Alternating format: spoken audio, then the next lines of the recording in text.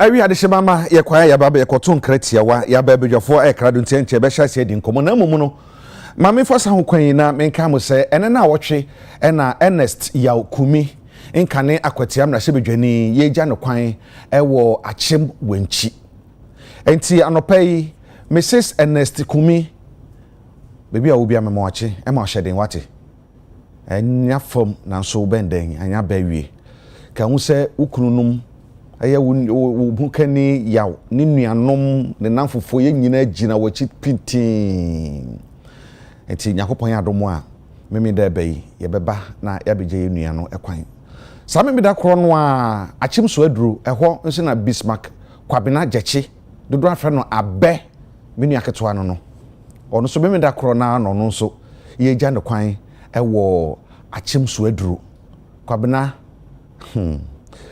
Kwabena ma me minim sesa bia no pe ohwe me ante me ma hyeden pa na Kwabena ho kani ma hyeden papa pa isa so kwa wo nyina fa so kwa ne ye tetete dodo na no hyi nso benden anya siewi nti achim so aduro meme da bai ana ebe koja Kwabena Jechi kwan abe ebe kokoja ne kwan na sada kro no anso no Ernest Yaw Kumi wono nso ebe ja ne kwan ewo achim wanchi na Pablo nso operado nkan NDC organizer nonka youth organizer ono nso ebejan ne mame kwan weekend kro no a na baby a ebe no Pablo mfa mai by the close of the program no mema mahu baby a Pablo nso ne mame ye be kokuja ne kwan na ti say weekend on the 6th there and then I watch there packed pa as you see ekodi nyina bi na ebe konyi nyina bi nso sanse ese de ade ato nani no anyo no a na oyi obi ene yima no nti ebe ko ni nyina kokuja na yedija yenu an kwan nti eno no eye nsem bebre na Kwabena Jechi one ne yereti wo kpa okọ Ernest onso me kwa bakpa okọ na anyway anopai erikaji machi ne aka na menka minim so wuni apa na Ernest Yaw Kumi ti bre no so nyina be ko ne akokuja kwan na efefe sana atie enti anopai ye be ne sa na ya hwe na ya to so na anopai mami chia mo na mefo nyina ti back stage wo for so mama na mefo achi echi obibia anopai mo abeka mensa e be hyase ama ye di ye nkomo ye hye nkomo didie no ase menifa so pe mrahye bedwane de mamanfo a wo no ye infapo sahwiyoso sahwiyoso constituency ononyamfo Kofi dini ye bente afo ono no ye sahwi wiyoso mrahye bedwane wo ba ama NDC ama yoku no ana me benkum so no deputy director of communication at the United Party UP you say fa plus and count UP plus former movement for change na is former UP plus ono so ewa ha ye hwe kwan se enche ye benya Dr. Christopher Mpedu na wabeka yensa na fe former MP Menshia South ana ndidi South ana mention of ai kolosusu amankwa no so ye hwe kwan so no so beba na fe ya hye nkomodidie no asenti ona bwa kwa ba ya eno mi hu we na se mi hu ebo nso ye na se ekoja ye ma me sa na ewi asetie obia enim de ofri a oba ha me de meka menim de mefri a me ba ha de me ye wo ha me ntimi nka se me nye na sa na eda bi ebedru se mepɛ se mempɛ eno nso mefiri ha akọ eno nti nke benya na nka wo se ye hwehwɛ se menim de mefiri kura yenim se mefiri baabi aba ha na mefiri ha nso akọ baabi ene na die ntipa na me ba ha eno de o se yehu because ye ntimi nka se ufi baabi na ba ha ufi anso akọ baabi se ufi baabi na ba ha nti baabi kuna wa ba no die nti na ba ha okay and no was anke see who said the other some okay very deep pa. It is deep. Baby a free ba no na woni baby a wo na free na ba ha. Good. And na baby a konso wonim ho. Yes. And na wo ko ho. The wonima na baby a we I call it the window of opportunity. And no na wonim. Nti ano di na wo ha. And it is possible. Yeah. Human beings can know. Kwentisa, entisa. Ebi ni ntokwa ye be. Say antia se ehunu die ntia e ba ha. Ye be funfum, ye be kun, ye chinchin sa ni nyina achikura be kwa kodu no bi kura. Ofa. O papa soma wo se ko Cape Coast Cotton ntine bra sa able no kai ni ho. E na ko Cape Coast. Ukodu yo se se Cape Coast se epo ne haide. Uji wani sa wo ba. Uduru asemfo so tena ho 3 years wo ware ma mienu. Uba ubeduru ye fe no se ya mra wajiwe uba na beduru kumase na papa bisa se mfie nso a okodi wo soma me soma wo no e de na adeba na obebo amane papa me ko Cape Coast e hode ma jimani e ma ko dware po meba ma yesi ma toto cars ma ware o papa obetie ni nyina na owie obisa se kofi na me nchine no e wo because that is why osoma wo nti sank ye nyina ye benya ntete ne ehunu die ntia ye ba ha anka nye ne ntokwa ne kotokoto a afra prebebrebe sa ajapade hifa na wode ko elfa na wode ko nti eno ra ye koja ma me kwan na wo tribute ankofo kekafa no ha me de me hu se ma me no waye ne die because adama me efiri mu na ye ko wo mu fie me ti comments na ankofo meki nti ha no motie ha no motie if you simple way if you cry paint yes it's true it means say oni ni kunu nyina that's the kind of life we live here say yensum oman yensum oman ho do wo mu good yen hu bibia wo efie nu mu a kire say former president former first lady international figure wo mu fie ni that is life because enya no no de ko the ode ko no na ekro no na eno no ne value ne bo esombo ese ewo ba bi okwakodro musomati anti mu amoba no mutitru pa mu amuwo sesei ni mu adi bread ama mutumi ye de ama mu no anka papa je betumi akoto dan 1.6 million dollars obetumi ato 1.2 million dollars obetumi ato de opebia obebi opebia akotena ho na so wanye kana yire na nakunadu nso betumi ato na nkono so akotena ho esidan mansion kese ato dan miensa bubu nkrofo dan miensa nyina esidan baako na watena ho ko betumi aye na nso kenken kwa ebo ne da mu yes nda de kuja ma me no kwan growing up no and it is a lot of stories about them. You been in the kind of stories in any ampo no ya na casket and also a very simple one. Na Juma Obezi nzama oye mbozo bo nkofo. Why na from the we are all history in the making. Yeah. You know history in the making, and then you also a book to be read. The pure and pure. Obi back can obuku. No can obuku, abazi no bohum. Was a brave bringing out today, yet your young say in a book. You knew a we back. What can book no akada? Also see Yankopon man, I couldn't get on fast as you do. The man no money no jay. Until but more, Kofu Bakado, our obeying a year day. Into Brabono. Time the house there reflected there, and our back then. Samokwa, Nkofo back then. Because cause they're bako. There are only two words in this world. First one is the womb. So I say about fiber share my name. It's a word on its own. Yeah. Yes. Once you come out, you can't go back. Debbie. You see, when you leave that word in the womb, you can't go back to the womb. The same thing, when you live here, you can't come back. Yeah. So at any point in time, how would people remember me? It's a very critical question. Also, there will be because eboko, then I eboko. We can only pray there, but you don't control even when we will go. No, never. Until live your life as though you have only today to live. Yeah.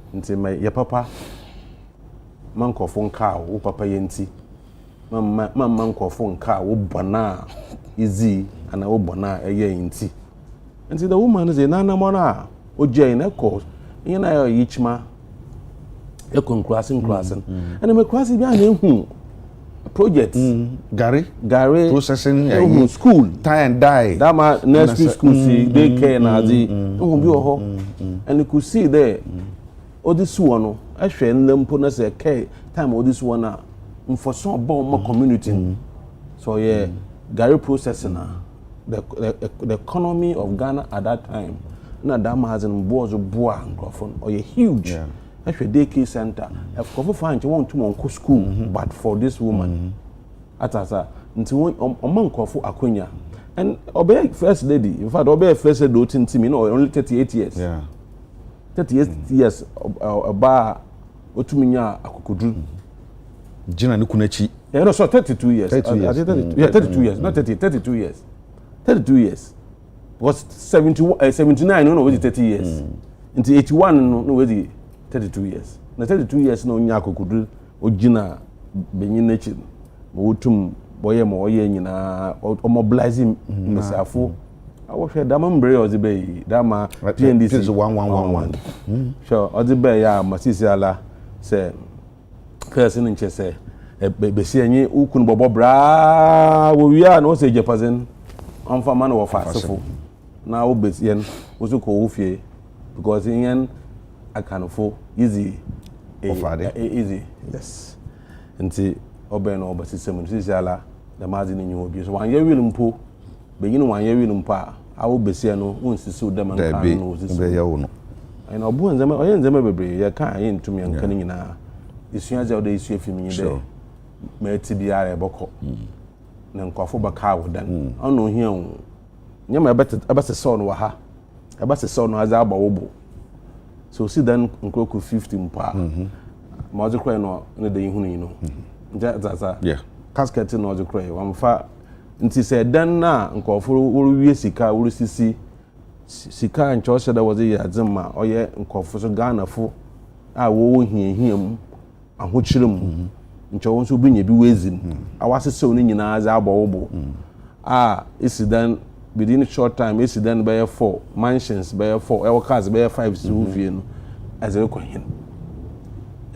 kwahim fa nti I believe there's a nyimpa wupiala we have lessons to learn from and the lesson in there was boko na wobaka wodan we dey enura betina kemu ameba no enwuma eba mitirim so se enwuma tete se edon no frɛ wa ahobo abe na wa ye akonta ben e obubu nti me nam am kokɔ fro me kanyina sasa na medwunu se nti mami so okoi aka ono ne nyame ntamu ono ne nyankopɔ ntamu nti bisa mo se nti sanka me a anka akonta ben na me kwakobu anyway enti ye ba ne sa na ye de sia na ya do bibia se once again so be boa ma ye ma ne ye fe na efe pa na edaboko da din minum se ye beto aso asa na hanse be hye nkomo hwehwe na se enra ye Randy na enra ye Randy birthday mi am Randy wo fie hanti papa Randy o se Randy all weather baby a wo bia no pay me mo ache wan se ma hye obo se me yo show nti ka hye gbe ye kura me yo fine pa Randy and then so aye his excellency John Dramani Mahama so birthday and then Mampani Mahama birthday ti Mampani baby a wo bia no e ma otirin kwa ahoden ne kwantenten na ebisa ma wabere bia se Yakobon ma osoro nyansa ene nimdie Solomon die ni bi na mfie nan miensa aka wo yanimu no de se wo ye bia no ontoma na mfa nguso onto nhira nguso na ye fa so mo Ghana na so chene bi uni wo mpa ya bodi aka se JM ena ye we GM adaroma se ne yetumi ebo Kwame Nkrumah din eni panyifa odo amba so boko no wo so yetumi abodi enim se obeya mana boroso so dodo nti Mampani John Dramani Mahama no pay me mountain kwa me am tutu ne am bi se me o show ti me o show me Mampani Mahama show nti Mampani ready pa bi abeso ko didi bia ma me nya aware na me fan ko ne ko didi on adofo nyina this all come be the base fan ko base me fan ko base base oh no ko ne ka se Mampani do ya man Rabna. Yeah, but Mama, when you why you come, who you look as Zopa, who come from Anamo, who are known for to Caribbean, dear for her, you know, no chop to say, until once again, my penny Bahama, Mountain Qua, and what dinner contenting, and you beside the Amaboko swab on Pama, Bribia, say, Yakubu more doom. Now, what you say last week, na Vice and so birthday. And today is a bosopa. Auntie, no one ebeye. Every yes, she come to China. Sina, my main fa when shall say fa electoral commissioner. Owura bi de nkrata ko say yenhwe na yenyi ono ne two commission ane deputies two no yenyu mu fan free ho. Enti ne samua waka no say incompetent just say juma no mu nim so na wo hwe a ne marketing bi wo bi a wo hwe administrative niam bebre wo a ato sini niam ahodo bebre me pese ye hwe no yisi na kase na juma wo ye enya abranche no anaso nipa na wo de petition kwae no ne nsam awom ya ye tie akire ya observe this yisi over some time ni ye hu modwuma mo ye betwere din biometric de be ye adwuma registration no say this year no ye beto aba wa ha ballot paper say be kose enko ene hu niam ene engagement with the political parties say ye ko IPAC meeting and then e koso ho obi atumi kire na adwene ensem be na koso niam ahodo nyina nti no ye hwe ebo wo mu no yisi na adwuma a oyeye from bra yi na abepim sa bre no Jana hu fa ho efa abato ho de ntwere ho ene se bia pack meeting ene o more transfers ene amahodo no mami chi osimadu ya ize medase mami chi a metena ha yaze mami chi go afo oye Cape Coast osaberema oye nana kwesiata to de bien o ma hene mami chi a oye mami nyanko a oye mayor CC a George Justice Arthur. Minchia oye a best man na no group no so minchia ho nyina na pe. Na minchia ma mi fearful so nka ho. Sure. You know baka na ichia and chiefi. Ndiro men fearful mi chia wona na pe. Na isi na samnaze sayerka nti yehia mbere akasa na mama 10 minutes easy o de enko say obommoze de bekere wado obommoze na summarizing asam no so e can tete empo yoyi yeah masha with yankasa in experience mo ankasa as movement for change I contested the last elections. Okay, what's the can enyimde about 2 years. Oye accreditation and call my hand my uncle for monitor or polling agent. We begin a polling station, wash my Habanwa Kodono. About 95% of them yenya accreditation. I am more movement for change for yes, yenya accreditation. And see any opportunity in about 5% of the total polling stations across the country. You turn them on Biala. The Troy Cray, Messala and Chairman, told the baby Mpono, or Troy was on a signature. That time in let a Onyuho into also the what your signatures. I mean, mostly be so you see, although as a prepare fairness or the enablement would deny that opportunity. What's your what about second one? Sa accreditation mo so mo fa mo ye de say mo ye bia requirements bia say mo di mo meet that requirements na still on fa mamo no o mo nyina so ne de wo hinti mo so mo fa mamo na so o che o mo nyina so mpa nka bi nya bibia aka o mo nyina so because what was the mo ho nti chro bread on for mo a chro wako eretwen na accreditations number.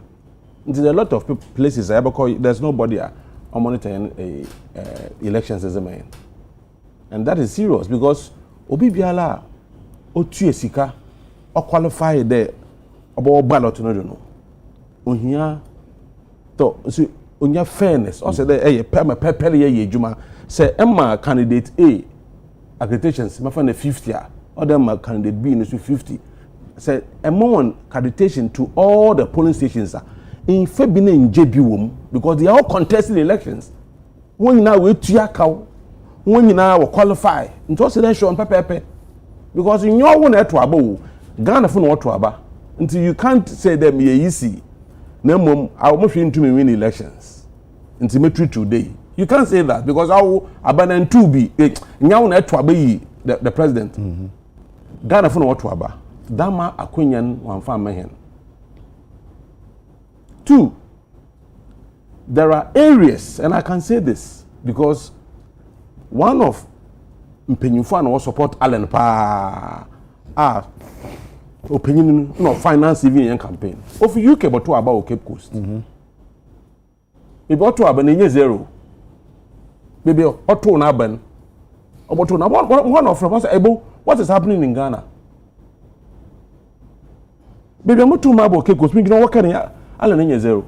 No maban one what kind of one. Maban of him fa. So what is happening in Ghana? Otisiu baby. Baby and I rejected ballot. Oh yeah, rejected. So Ebia were rejecting. Yes, you no why abofabo. Ibia no new feel what to about Ghana atwa of UK but to aba. Ibi otu yin zero. Even Yampo yan general secretary. Baby ono yin ebusuafo no mba na e rekoto abompo no. Owi wakane yen. Nya me no yen aduma. Nje e wona mpo nche nyi beje binye zero. O men two bi o. So men two bi o. Yes. Iti Yampo yen se hwe bebia Yampo ye fia. We were disappointed in the easy. If you there were manze maybe ankoye. Amanze maybe ankoye. I go back to 2020 elections. 2020 elections, I mean, nobody can convince me that MPP won the elections. 2020 elections, nobody can convince me that MPP genuinely won the elections. Why? Yes, because and this is for no way mistake. Or out in Tambaye they did in Tamdodo. There are certain constituencies be over. NDC won, Uja won, AAK, Felix Ofosu Kwachi or Kwachi Ofosu. This would have been the second term in Parliament. This would have been the second term in Parliament. AAK, Uja won, so many constituencies Uja won, because elections, you know, Odu baby no why no my is an ankasama or ye MPP phone. Nti if you most see a parliament and if you most see a president and saying this if it was a vigilant, it would have won the 2020 elections. Actually, elections in pool, how many times no one announce results? How many times no one announce results? So you see, I believe there, Nejuman one swing papa. Now, apart from that, in pool, actually, registration, I was if you indelible ink or was another system be by Ghana for Abuitiana. Anytime be Allah, also the BB cordon, people had problem with the EC. It looks as if they were there to do somebody's job. You see, the problem you have in this country, you're there. Moving forward as a nation, those who are looking at our constitution, it shouldn't be the president or the EC. If we want fairness in our elections, sir, it shouldn't be the president also do easy, because president only easy and also obo match ni bi. So the heart and kotoko bobo, no kotoko manager. What's in our referee in a busy match? And so referee knows in then ampa. So also the kotoko manager no appointee referee into there will be a problem. Until that bit no in constitution no say the election year there. Also the president on contest elections in the bino. Or on a party contest elections in on also do easy now. We need to have an independent body to make easy.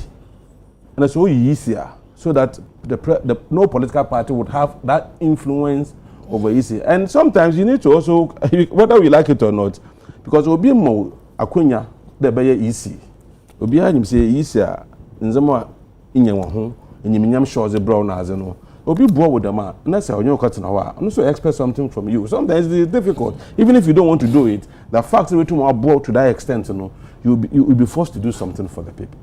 And so it's I electoral commissioner. I'm not talking about the woman per se, but I'm talking about the body, and those one or manage any elections in. I think there you may want so papa.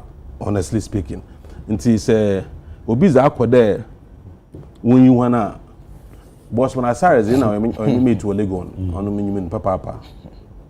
Ono minimum you know first me MPP atasa mo lego nyana me MPP ni must boss my salary me nyanko papa nti minimum kaso wudnimu na awudnimu de say classmate na no coursemate na roommate na say bona yenyina ye ball lego hall school team yenyina na ye MPP fo yenyina I mean nti sometimes if a known MPP person Acquire was in charge of computer IT now. Yeah, computer. MPP side guy, IT guy now, or a known communicator for MPP. We're in the electoral commissioner. I mean, some of these things are on board.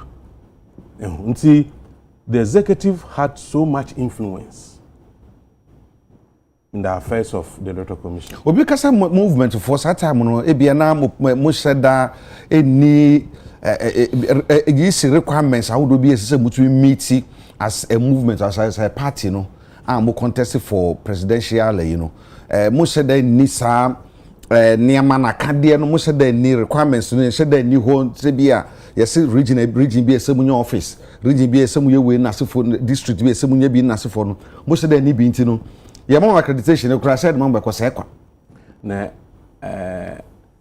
agimatum them qualified ma ballot no no je dey qualification biala anasu box biala say them you tick ma mutu mo ballot you tick ring ewie nti the onye issue of whether me meet certain requirements we met every requirement. That is why we were on the ballot. When I went to meet requirements, what disqualify but in the end we were not disqualified because we qualified because every box was ticked. And I said, also them in accreditation so that our people can also monitor. They can also share manzama kodo pepe no. Amen da makonya. So in Yanzi is when you nzi cry. Now before the elections, I tell MPP regional chairman of Ashanti region. Also one balloting about turning now MPP openly won to me. And why on what basis na aba man kwan otumo make such public so obeka momo abade am MPP also obeka wabanya obeka na MPP momo abade yen na boy movement for na aba obeka na MPP won to be said it publicly. And I'm saying there a lot of things went on and I asked questions. They think it was your MPP for before the elections MPP for work baby what should do able to you pay MPO chat about Parliament. They said it. In fact, in MPP too, you call super delegating. What should we pay MPO? You pay MPO can it be Parliament? It happened later. Former MP back there. Yes, or more biala. Actually, or manage even voting no. By KTM also no. Wakada on to Nabama Ken. Wakada on to Nabama Ken. Is wakada on to Nab. Inti Obiao ni pocket watch and on to Naba because Sabo Progu Alan Chamans Masi. Inti also about to before also Ken Bapalano, Ken Pano, oh, the regional election, funded Chada or Bapalano, Chada Bapalano, and indeed it happened. So I be a political analyst. It's almost observe when share ground so nanumpo nipa na oye nanumpo nipa na oye nti na mase maybe say there nti wa hwa work na say e Ghana ha campaign e kure Allen or hit every region say you also be say abente there yamba constituency ejuma ye je only vote 31,000. I mean, can you imagine?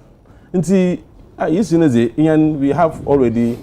Your position is clear there. We were disappointed. He disappointed us in the way our handling Zama. It is not what they have done to us. Na yes, ne one call. Ne mum obi a chwa ko there when adwuma nso enyi o send na nyipa ko na atwewa akwa nti o mampanyin also the wohwehwom na ekwa na wode wofado ma wohwe na se no ho wasam bia onya ono ze wo kon de obeyin se no hunya asam so na sorot na wo so a obamu atno nti on that one I don't want to say much. All right. Me that say OSP there no so me say last week can want some more ha. Say I'm so yengu Jam my position I can. Okay say I'm can anything appear my fan come me pa. Okay. OSP office on your necessary. Office on your necessary. Or your officer or yen scan ya said keke wo ho. Na na kufa do one for them office number was about fight corruption.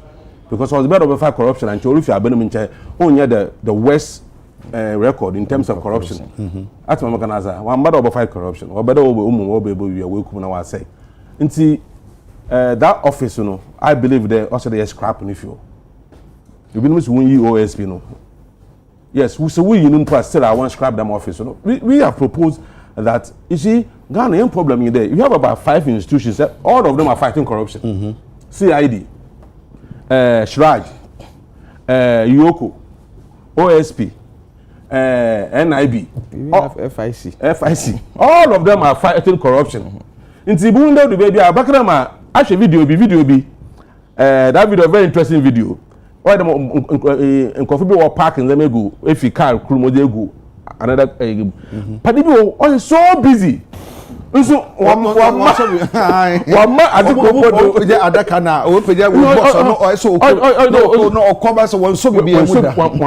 lift one but he was into more busy than all of them or busier than all of them. You see, sometimes when you have a lot of people, well, yeah, they boom there. If you know one yes, yeah, but you proposition in there. You know, embrace all the legislations now offer corruption. Let's harmonize all of them into one law. Let's have one law on corruption. Then let's have one institution on corruption. That institution should be given power from the constitution to prosecute. You know, Attorney General. Also, there on your power to prosecute. And that institution, it shouldn't be the president, also though you're the head of that institution. So that the president now put the head, you know, can take the president to court. That is our proposition. So if you ask for OSP, ask for Office of Special Prosecutor, or a waste of our taxpayers' money, we should scrap it. Kise Jabena so, Kona further were appointing Maka, he's played as Ankwanuma over about watch then about a press conference. I saw Ken going and I was powerless. I NIB went to Mwambwa and be it has turned out today on Yanukwa there or a BNI question on Mbwa. Really? Yes, it has come out today. One call be better question on Mbwa. That's all who can do, but officer Ken or issues or questions to answer. And then when do na powerless, actually office na gasa no nyim for so. If you can be so powerless there, the most see motion asimum. So many issues outside there. Oh, you are no magana for what's it? Next oroko, next me too manya wo hwe me hwe high ma ofi Ghana cry ya. Ma cry answer me a press conference ma ka I'm going to bring him back. Oroko ni hunu yo. That if you are so powerless to the point in China, then why that office should exist? That's my concern. Not today, or a powerless office. So why should that powerless office exist? Even say office or two, you don't have to depend on NIB or airport. As one one stop, but in 2 months stop. What is that? Which you never come of press conference. I believe there we've been played. The whole thing or staged. The new Ken was leaving or sharing more credit. We'll be in a press conference. Was that down? The point is that that office should not exist. Yengun, name one harmonized anti-corruption institution. And then young bomb wasn't seeing one law. And he said, in your summer, on your politician and maybe now, if you be involved no corruption, we have anti-corruption czar, overlord of corruption ono no tenado ayi bakuru nya president no do yin so that the president and nan nkrofo bi wo ebona the person can take them to court and prosecute them and even jail them. That is what we need if we want to fight corruption, not concert or OSP or Yichen. Honorable Colosso Mankwa, Yankane, mention no from Nasibijani, or no Korea na or ye Lumba Funeral Committee, no or ye member. And now was I so me say, yes, say, or say on your member view. Na the entire also on your member view, no. And we're ruling number, and tea, Yabeshana, Honorable Kwaba. Me who watch a baby aboko. Yanko Pando. The radio. Nice man. Why fresh? Say, Yanko Pando, Besha, and found your member bonnet. But tea, no dear. I don't know my idea why you don't any a homo broke. Yanko Pando home me. Okay. And name a busia. And see. Say Katrama double dream, no more dear Frusan in the Anacha say, ever Cassania may. Why you be my okay. Grand one. All right. Now be able to home much. Lawyer, more. That's the same. Batman. Mr. That's how we are committee chairman. I don't know, Jai. I have a patch with you. Production frame and no man fat. Oh, there be sunny a common on the airbo. Because I've resolved not to comment on side issues. There be and yes, the Aqua and some who didn't resign. No, that me say, me, person, me say I've resolved. Some are I'm going to and your friend I'm going to say, man, I've resigned. Ah, sir. What is the mention? And I'm not ready to come out with anything. Oh, because I've resolved. Me can say. My bomb it to so we say na me ya eno ano aha eno nti na me pese me ka bibia fa no okay nti na wan kasa wo committee no wa firi mu na ye secretary for asem na me kan ni bia na mechanics sia wo say me pese discussion in relation to the late Charles Kojofu say funeral no me ka bi okay what you say me ka bi aha and to kan say na secretary for anti ase enti me say me pese me ka bi what you say and no chair say be me commitment to ensure say be abusuan no hye ye be omo ye to have a befitting barrier no me so me ntimi from ho dem wa and no there say be say ma what is the nature na ha the man so dam akoma so okay and so there's no way I met me abandon omo ha you still are your committee member. Why are you so obsessed with committee? The be said me be said be keke. Agya, wonim. E futu na mde be man krofo. Court ne kasa aye no. Me hu say still nkrofo bi e didi court na tem. E bi mo didi say bi otemu afo lordship na otina asem ne so. It's not right. It's not right. Yentiment na o man ni ma obia en fam ran show say bi mo titi abroche and na sebi omo ke kan semo a ensuo bi anyinem court akasa nti odi e woni anidie kura odidi judge na tem reasoning into this judgment ne ban have you taken time to go through the reasoning no eti odidi ni panatem say odidi na tem say me so chese me dwino wa menti ase say e den na ye because traditional authorities be ma ye kaseti awon sabi mpanimfo asemi be omdo ma notum wa obeka bibia ye didi watem anya mo amafidie so na me ko ka say when it comes to performance of widowhood rights is at the behest or at the discretion of the deceased family. Yeah. Asma me kan ye omudidi matem no nya no na court no confirming en ran. Yeah. You see, people are not ready to learn. Enti no say ye frɛ obi bi ho na wo hu nim de na wo de ba bontina inse so mo be sua bibia frɛ mu no na mo didi watem. Eno kan wo bi nti na man penfo bebre twe mo frɛ bibia mu no na ye gya nipa bi mu saa no mu ye se wo de koso na penfo se abedru wa chinchina nya bewo obe di obi atem central for penfo no ndo ma no betum a ya bedi watem ene high bloggers. The Agya Kwabena say sometimes you look at some of them what you say Nindia ko ni bi. So were very loud. No mu go obia ho fin. anya papa eti mesre a decision has been made by a competent court of jurisdiction on tiasia obetuma kosiki for another redress e appellate nti obetumi di akọ okọ na se omo so hwe hunu say decision na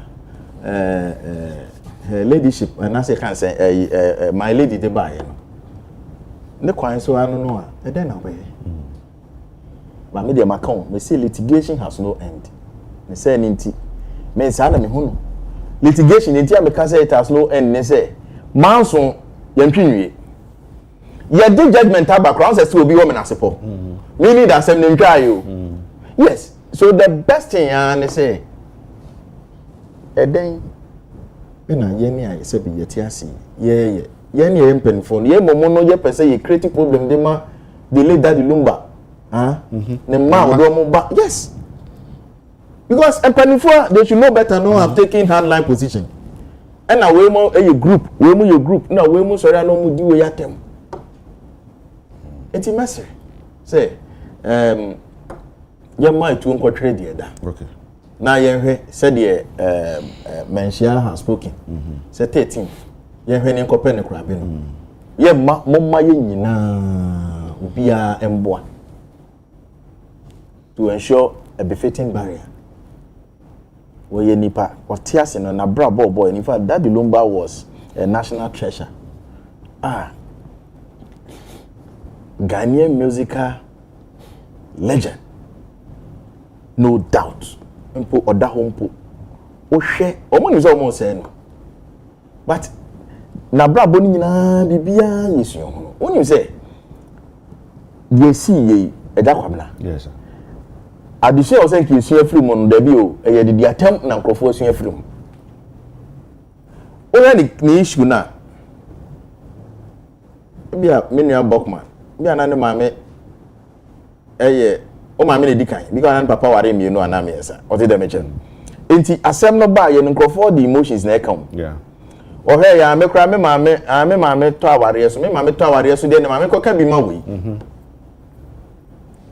on say the almost can say enti no from one set no o man ni mu che go depends baby obi a free ba be ma bi so e bia o relocate on dem echen no sa be ma no relocate ye no so fees asem ya be de ne me de ne se enti ene me so me kogina bi alumba echi what you say enti obia wo vested interest in that very issue we na o hwe said otemuafo no otimi say wa be ankasa telling you o de go and study the reasoning no na o de hwe ruling no said you see ofa bibia otimi hu say maame no ofa asem ofa mra no afa asem na afa so education ye customs ni nyina kan ho na o de judgment about so it's not about a marriage certificate. The judge was emphatic about desertion and abandonment. What you say? Any domicile. Ni nyina kan ho bi. It's not only about it one tenase na one hwe niam ni din na we yes propaganda ni ade untimi nsua bibia mfrem eye fotuo ma obi eye bia eye fotuo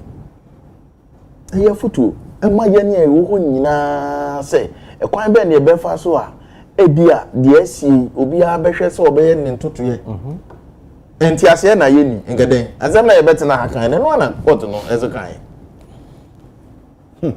o de na kabusa asemi ba sem se bia be ko deep dodo enti me fam se ya opusu no na akasa da pesa me ko enti to na me ma ba to do futu wo ma ye nyina ye judge di atem no me lumba me ni close pa bankrofoni ni close pa me kai we de me kan wo na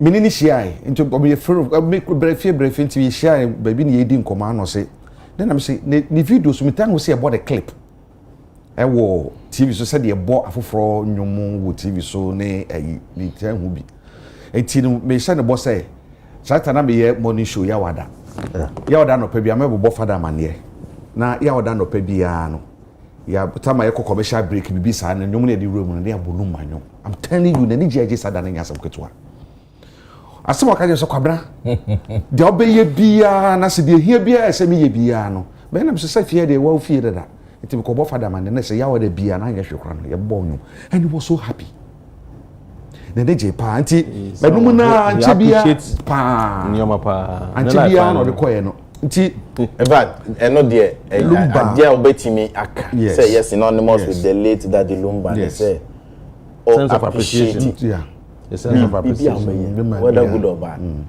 but that was it and if he say that is why he also appreciated exactly that's why Ghanaians celebrated everyone just here he was the most celebrated a musician in this country. Na the 1 week you say 1 week a man for to me ye wake pian so we nim no ba bia no but obi a watofo na hwe say wi ase nyina vigil night now the 1 week yamfa ho de abusuan aka de yiro no mo aka de mbrafo ye be na ye date na ne ye hwe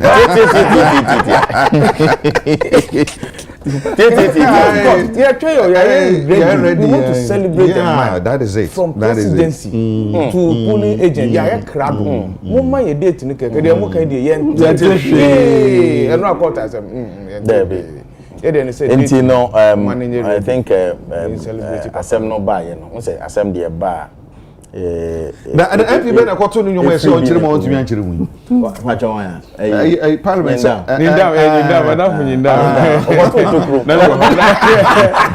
let me tell na yeso ankire se no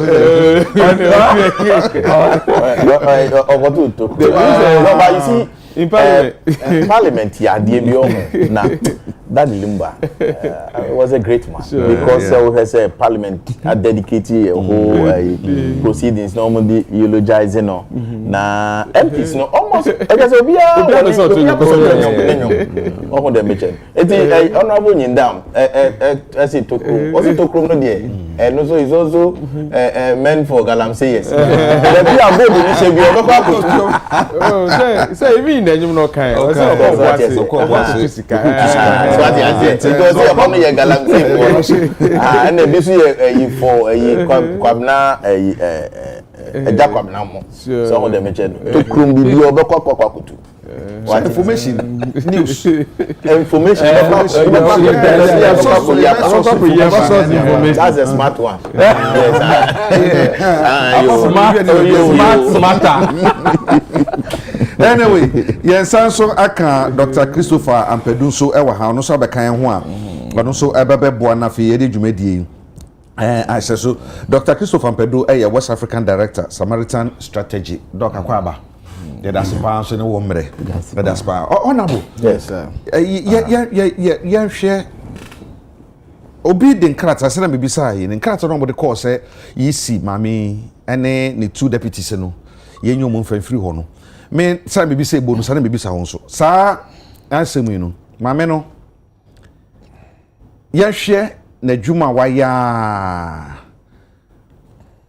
wo contest election team no say you are deep into activities ni nyina so osafata so tena ho to so na dwuma o the deputies ni nyina na fe ya hwe say ye be yi na binum say ha ndis for no o muka so be yi no so be yi no ampa say no mu ka so be chief justice so be yi na ampa no sa na mo ka yes say amfo na kire ne to aso na me de say we say me enka petition mpo asem me enka maame no adwuma obeyeye ho asem 2020 asai baba 2024 abato so kura na yenko 2020 who's me kasa no kasa wo mu party de to wo mu me de me ko 2020 na yakwe abato aye ko 2020 ene mpredodo a ye results na wose ye de eba sunsanso aba ye ba bia dane ye nipa ewuwu wo mu nyina hwan ne ma ne ba ne sa abato komisa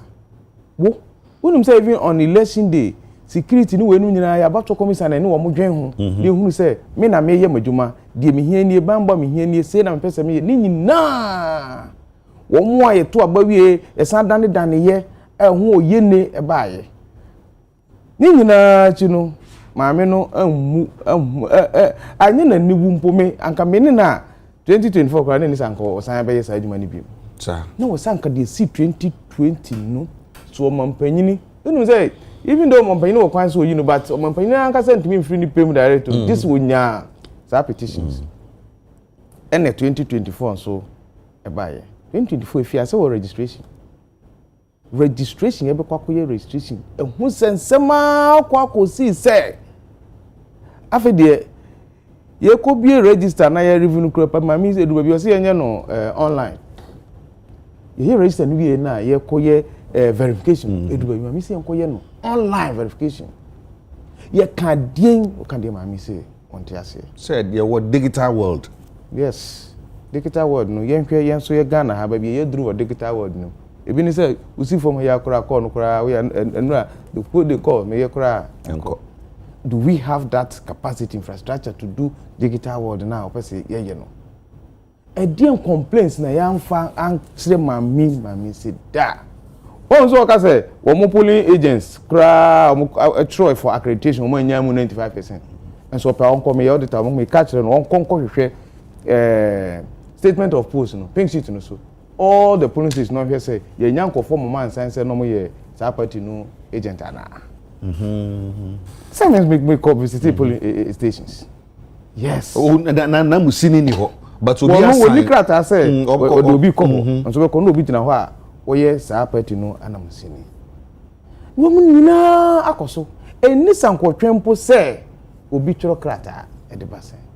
Maame no ye nko petition ho na adwuma de me nkofia mtie adwuma anso ani.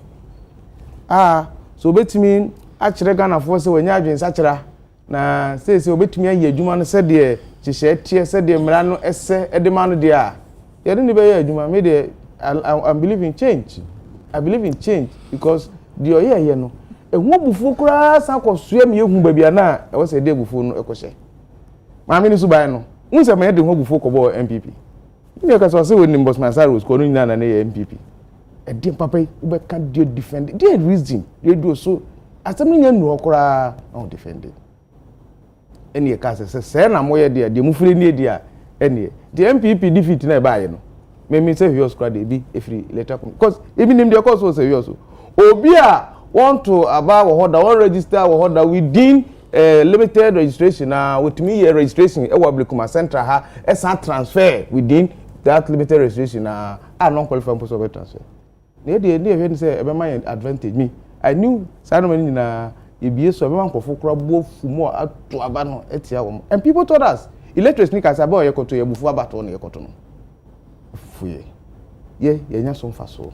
nanso onya adwen sachira ti se ono anadwuma ye ni obi one ne to ho ye adwuma ese me maami chairperson woni na be de akire mienu de omogu sa adwuma po we animu ase ento mampanyini mi susu se manonkwa ye de so mampanyini na wo mra no ma no tumi ono so tumi na nche nsem sa mra se wo ho a wo so odi so mampanyini be tie no wadi mra no so de a ene enye obi na kumantwi wo si anko no no ade ne ti agya kyerema oda otwani tia wade ma ye kora nti ye nhwe na OSP so de na me de OSP menya ya anka me because sa office no beba nyina no na menti ase esan say be fight corruption but we say omampanyi dada akufo ado na campaign promise it was a campaign promise and obedi omampanyi kura say to abama no a obeti sa office no they fight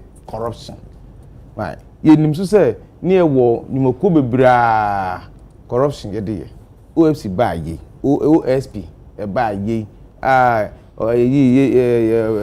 dada officer dada Martin Amidu me ada ye born dia me jubilate empo say I don't believe in the office but sa papa no dey me sure say obetimi especially omampanyi ye MPP ni na wakofa obi ana ofiri NDC then mean say why ready say over fight corruption papa be fi o tin say mo kan ye yama na nye na djuma we buy no so say yama na nye na djuma na say better office na kosi koda de a eson fa so ni say to be frank OSP ni de adminya hu de ntia ye say ye tisa office no because e be sin na minyo hu say corruption case ba ku bi ama ya chi obi agi ye kapra na sempo afiri no ho wo SP dwuma mu dia enti sa dia na de enti na ye boss aka de nyina ye wenu nyina na ye nya mfaso bia corruption na ye fight no so no ye prese ye betwe nkofo aso ye prese nkofo a abo o mane ka wi o mane sika adi o ma ye benya ya de back na se ye be we nyina na so mfaso amade a how do I incur cost de enti na wo se me boka na mfaso bia emre me ye nwe hu mienu o mane nyina o mampanyi dada na de ba ye de ba se ye nyina ye nwe hu se ye be koso aya ana se be sachire ma ye no kwan foforo so at the end of the day a corruption e pese e fight kwan ben ye hia ya Ghana fa ye hwe ye chihye mu ya mamre mu ye ntete mu a ye be fa ye be si katasese ano eno ni we ana se nye no a yen system okay honorable ayi yeti say I this for buy no so mbe yi chief justice said no mo yi no na electoral commission so mbe yi no na nto mo ahya ase no so sa mbe yi no me petition on the answer no akokoka but we stakeholder when it comes to about war we share yes na djuma wa ye from day one abepem na ye kasai I emphasize be bepem time ye 2024 abeya wo hu ni say or ye competent enough so beto aso and now say e depend funso kakra bi o da funso bi o ho de ato so funso we pa mo de yo boapayo anase bi a ye kasa bi a ye twa asan a abeya den wo hu na djuma ye say but that's Agya na me bi say o say me buy na discussion e koso na pese me hu say minority leader there so maka ho say da bi enya no mo nya pacho yo o special interest no dem ne say special interest but na me say bia yo but that's it electoral commission abrantie ba ko say what the petition come on panyin yenyi electoral commission boss no any deputies no they kind petitioner now say why cry na say petitioner we they're very important because we call for public accountability there was also your team make sure say we so ban ne wa brabo wo bo adwuma wo ye abrantie wo akoye adwuma wo electoral commission since 2012 ansana omo interdicting no ora Joseph Blanson edumaze na abrantie no so bo antie ma ne kotena fie ne se nokure ni we ne da wa wo beko na ayira biometric verification devices ya ekohunu ne ball aso nyina chese wie ye no mo ye nhwehwemu na net abrantie e na hye nti abrantie no oye electoral commission ka se won ya suspending no won ko tena fie no odi ya odi ene ede petition koma omanpanyin odi ya odi kase ba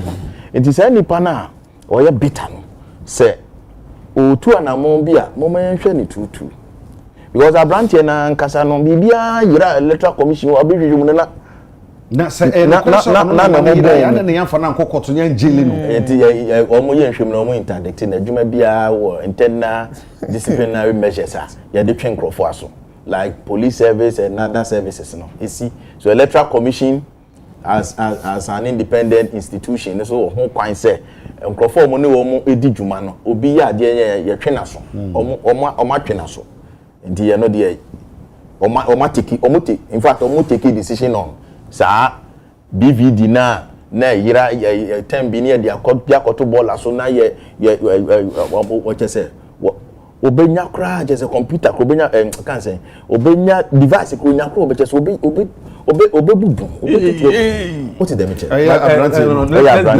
case na court ma brand ni yes na ka me se me no court ma brand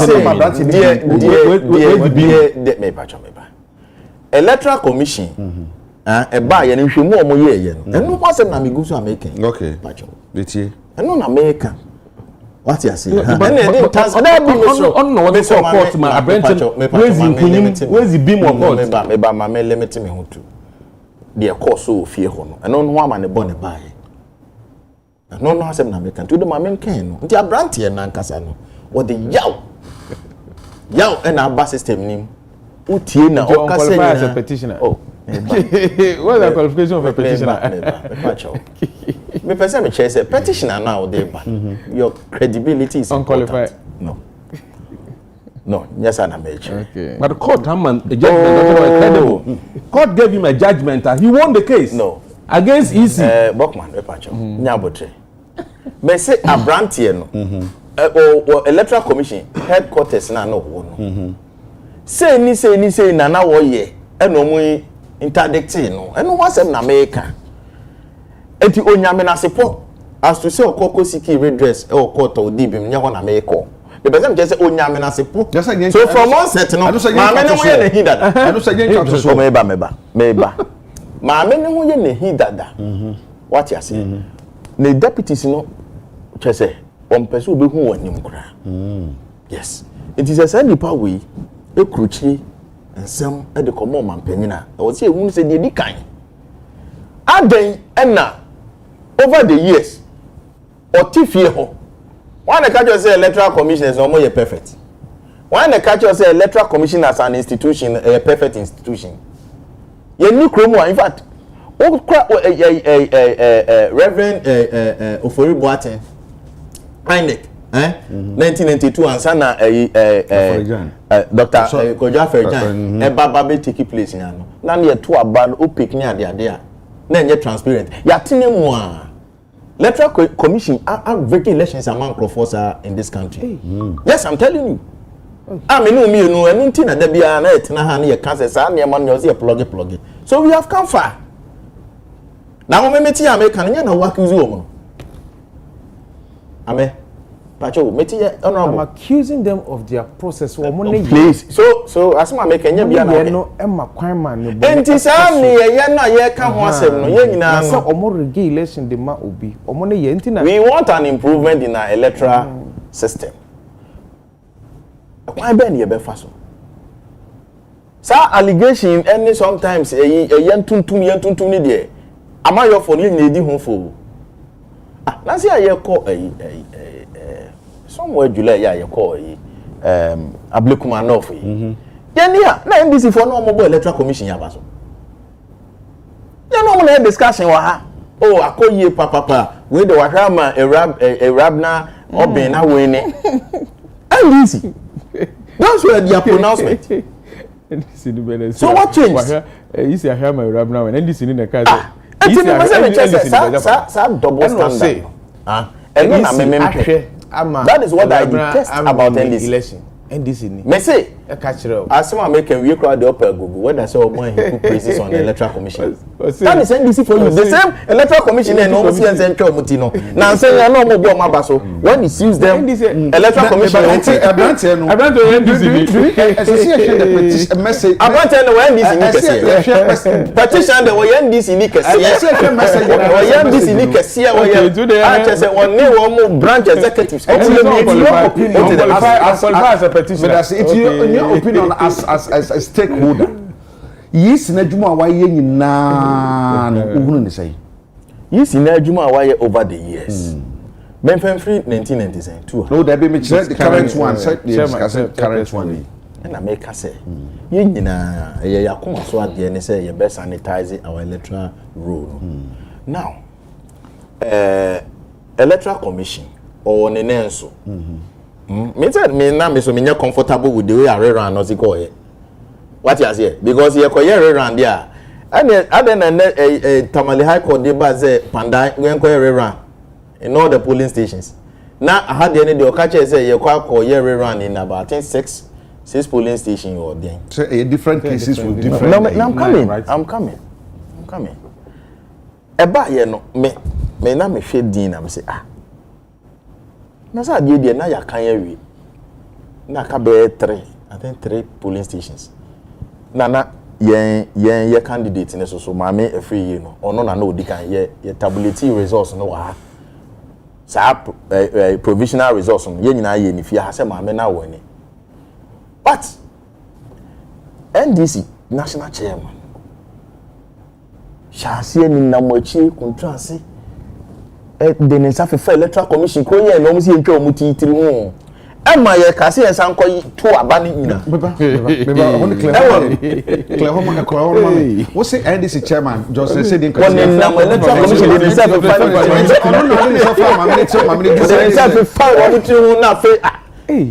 that is why the woman must because now send the electoral commission now akọ I said look at an influence decision Madam Yakoda. I've been in this game. Influence. Yes. And that is no any competence. Sir, but am I your fault? Am I your fault? Yes, so you this are phone. Sir, the okay, you know what someone can so there. And then you know, as you see, I'm not quite saying. And you because I'm a man. Say Abia. Or I'm a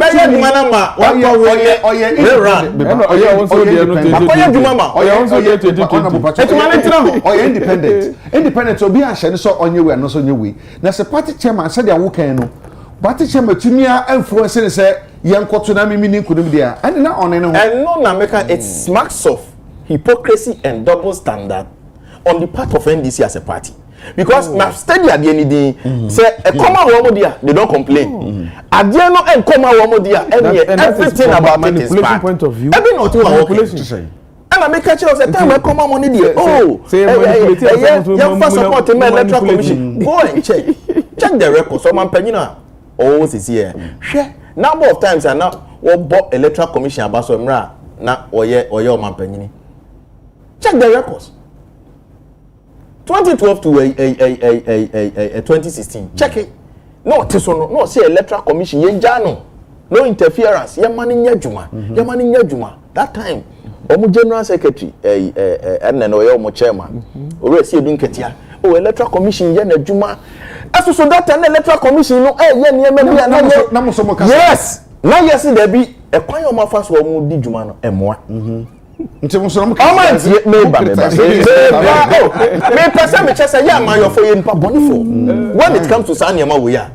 Ade a enye. If it is black, it is black. Sana was here in politics. But a cocoa basse, Adiano, say, Suti media is okay. And come media, I will say, me ban me crucify Adiano. This is not right. And only a young person, many, you see a free, will say, the piano, say, institution, you create a baby, it depends on where we find ourselves. Oh, we are comfortable with into any omonkosunye. Nemu anko ama wo mu. So that hypocrisy and double standard no is what I detest. Nti me pese ye nyina nya so yo hono say. Say electoral commission no omo ho no. Omo ye niema bi na enya. Enye. Whether NDC is in power or MPP is in power, enya enye. Nemu entimi mada say enne no. You want to have your way into electoral commission, you knew or no so because already Chief Justice cried Yetima Kopeja Nefriho into electoral commission. Yensanko Yenkonko Yin a Pejana na say a Mranum the year. Pejano, bro, Pejano. Some bogus petition or money name would Peja electoral I can say Chief Justice Chief Justice, I mean due process was which due process? Due process was let's say which due process? Due process which due process? Who can say due process? Persecution cost or no? You think yeah, that bro. Let's then you appointing no. You pejana didn't cut now. Mama can say appointing na. Yeah, you kwine. David. Na anka wo dan a, wo se kwine dey. You can say mo ya chero, eh? One of the pillars.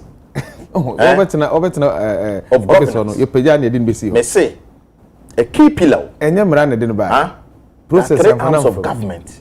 And if you compare treatment, refer to your constitution. We don't see anything wrong with that. It was justified. Say who can say two can. How not justified? Oh, who justified? She's history. She's history. Let's move forward. Don't say she's history. Let's move forward. Until so you are not going to process was followed. So what I'm saying is South Sudan born in now NDC for year no. Because you see, yes, my men are some listen, current yes, who from no more, you Majuma Pepe, paint your San Fata say, we better petition Kwana. Almost Subai to say, wow, Subai, a Agya Kwabena. Subai, I would etify. And yet, the beer and not the old you be a thing. What you say? Nti obia call say eja ka ha de ka ye bi say so anka beboa. But wo no to the best of your ability. And no ho adwuma na wo ye. Nti posterity as to say wo ye adwuma na wo nya adwuma. Posterity will be kind to you. Nti dru ba bia sa commentaries no. Na ye tietia break kakra because you are very careful la. Ye de yes. Eno na me mfifi born 80 OSPO. Yes. Here say what is here say we yakọ diska. What is say yes we mu croma follow due process. What is say yes we mu procurement or more abuse no. Say yes no was system ni mo dodo. And it's killing spirit. Na say yes so ya hwehwe mu a ye be den ho say yes say yampa. Eja, I'm not against investigation. I think they all investigative bodies are.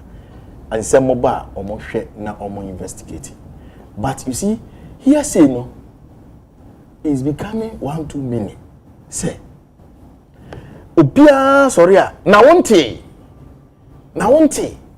na ye artwork e de to akire. Obekom no na asem na nkasa na bibia ni. Eti mo ma ye nya botre. The way you crucify people in this country. Eya na obekase say in your opinion no yisini nyamfum so bia branch de betuma gina so aka say bia with the petition we call say weni nti no wo family de bi poni bia ni ho a anase bi fumso bia no betuma gina so aka say sam fumso we nti no bi susu say si twa na mo safe yisi commission anase commission we ho a eya na say nye Agya Kwabena. Yes sir. Say all the tansa bo bia o state reasons me boa the ntia osusu say ba be catch and say gross incompetence in which area does it mean say sabre no action bi o take ye no from where now what no ankwa ma eninti no enye papa and based on your judgment na ye engine tum we shouldn't be judgmental. I think the petition obokom they'll go into it and yes I know yeah, but farm to say and farm to abontene na mo crucify wo mo hange wo mo ama obi andidi wo matem just to cause a public disaffection for them. That is not right. The why be honest say just e bi na me nua ti ho ya you say petition e bi ja ba say ye nye electoral commission free ho na honorable ti ho electoral commission adwumatan tan bi oyeye adwumatan tan bi oyeye o de adwumatan tan sa na wo de wo so wo ho hwe ya me da say yenko Dr. Mpeduso doc emi say sansem semi no edu ba bi a aya na because we kai na ya say your voice is bebre na nka wo ebetumi abo afa electoral commission hu obra ye beto about 2024 you know both parties MPP and NDC have concerns to raise a war one way or the other ewo yisi na dwuma hora omo ye no MPP to make kasa ade a yisi ye die hade ye ne nya adwene hade ye nkoyi and this for also kind and I say no be the petition e eko Honorable Kurusu Soman Kakasano can say the guy is peeved a year or time and or the call yes, sir. As I say, a share message, you know, and I said the messenger. You are Jacob of that, which are a tea for national fullness. Well, Senior Honorable Collins Kai, I'm on your phone. What are you supposed to be a bonny for? And MP, but what he is talking about. It's about politicians, sir. Ayana and semi-bree a processor. A fast war, especially elections, very, very, very critical. The electoral commission, as a human institution, open perfect. A Jubia, oh, yeah, I mean, people who are content. Ayana home in some can, a dose with bree because. Obi a hwese ne a wo ye no ebekọ me yi sa nko me yi a eno de na ye se me san ehwemu na metimi bu akontan se na ekọ ya nko yi nti a ebia me mentimi ani nkonim sa nso eno obi a wo no nso obewini no obne ya omutan hwemu ne omunim ase ya wini enti wo hwe electoral commission wo mo adwuma a wo mo ya so critical say MPP na also obebo so what say the devil issue take away NDC so one so SARS bonana yes omo but never we interesting say emra NDC opposition ne e papa president candidate e won say bebre how kan e fa electoral commission ma sans o kan ni ye dey say obo baso a ombe yi na free o say na omo ka fa chief justice eti for me sa initiative and as a petition ya baso eja me won because no be expect say one nipa key a omo so pa ye chief justice and say the justice system na fi secondly electoral commission eti no be enim say mra electoral justice chief justice yi enche we so baso and pass so omu yi no a omu ede foforo ba ya pe ena we so aba we so wo hwe se na constitution na ka ho asema na ese petition the president to say oduma wan chief justice chief justice ono abaso eti wo hwe the politics I was adi me ho a for me I don't have kakra because science institutions here very critical institution for the harmony and peace of the nation. Etin ka me ma adwemu no sika ye hwe okwan bi so abom ho ban. So nko o ma power na wo don sa aka wo mu. Ba constitution so anya ne sa say wo ba power akwanya wo ho teach as the president say petition ma wa wo betumi aye hu bibi. Now no so ma me hu say sa institutions yet too independent. Senior yes say be a electoral commission independent body and now say e be a judiciary independent body. Me sure any independence because we be every class sorry. And independence so Agya Kwabena nya we yin na obi obi fe Debi adi bi abaye no pa beka wansem enya we bi abenya atamfo ewo mu eti se me wa gaze na wo tamfo a okwan bi a mefa so na metumi aka asem ya afa ho akọ chair president ama ono so pass on so me wa asem ya me ka fa ho ensem a president so opposition ono so ka bi iti akoba sa na say wo de target ni pa no no mre so a sisi ya MPP opposition omu yi chief justice so yes we ba sa na omu kan o yes we ba yes na mbe di me si was chief justice yes oh this politics here this oh my Ghana Agya Kwabena be na akokan eti mi ma adwemu no nka se nya fairly independent institutions and bodies ebe supervise sa institutions asempo asemi ba ho a this petition ba yemfa ma omo yemfa ko ma chief justice president na install no so hwemu because say eba de sa yeyenim say wan hwe ya sa de be kono eti institution like the chief justice and that's the judiciary and that's the electoral commission say they can want say ka be ma dwumu pa de nya I mean very very independent how many political institutions it's true as I say me ba you to the petition pose a president kwa odeba wo mo ama wo mo so ahwe mu pese mu bi obeye ama fairness and I say accountability say yenye free no ho no as me be dead ama obi hu kwan say NDC wo opposition kan enti petition by ade da ho se ba so ba so a odema onu chief justice wa appoint no na fe ene ni Jessica na ne ebon ball na doc ye hwe se koba ne say bia obi kan bibi bro nipa no opposition se e bia se me se obenti waye nti se me nya kwan ba me ne be famra kwan so na menya kwan aba na obi enam process no so de aba ne mfa ne so nipa no so ade na oye ampa because say bi obi edi kanka ba why is in opposition say me ba ban mu a dia wo ye me no obi kan no maka opposition ma ba ban mu ade na oye no so eye no kore because onipa na kanti ni yense se petition ye se ye jama ne ka because onipa na kanti ana so nipa ne petition so a say for process no dey adwuma ana se be ka say me kan ne say obi di aba na se bitu ho na mo sisi o be ka say me abanyosom na me ye process your process how can one say so polluted politically processing if the process is so polluted that fairness very far just easy so sabeka e be justice and fairness no it e won and the kan say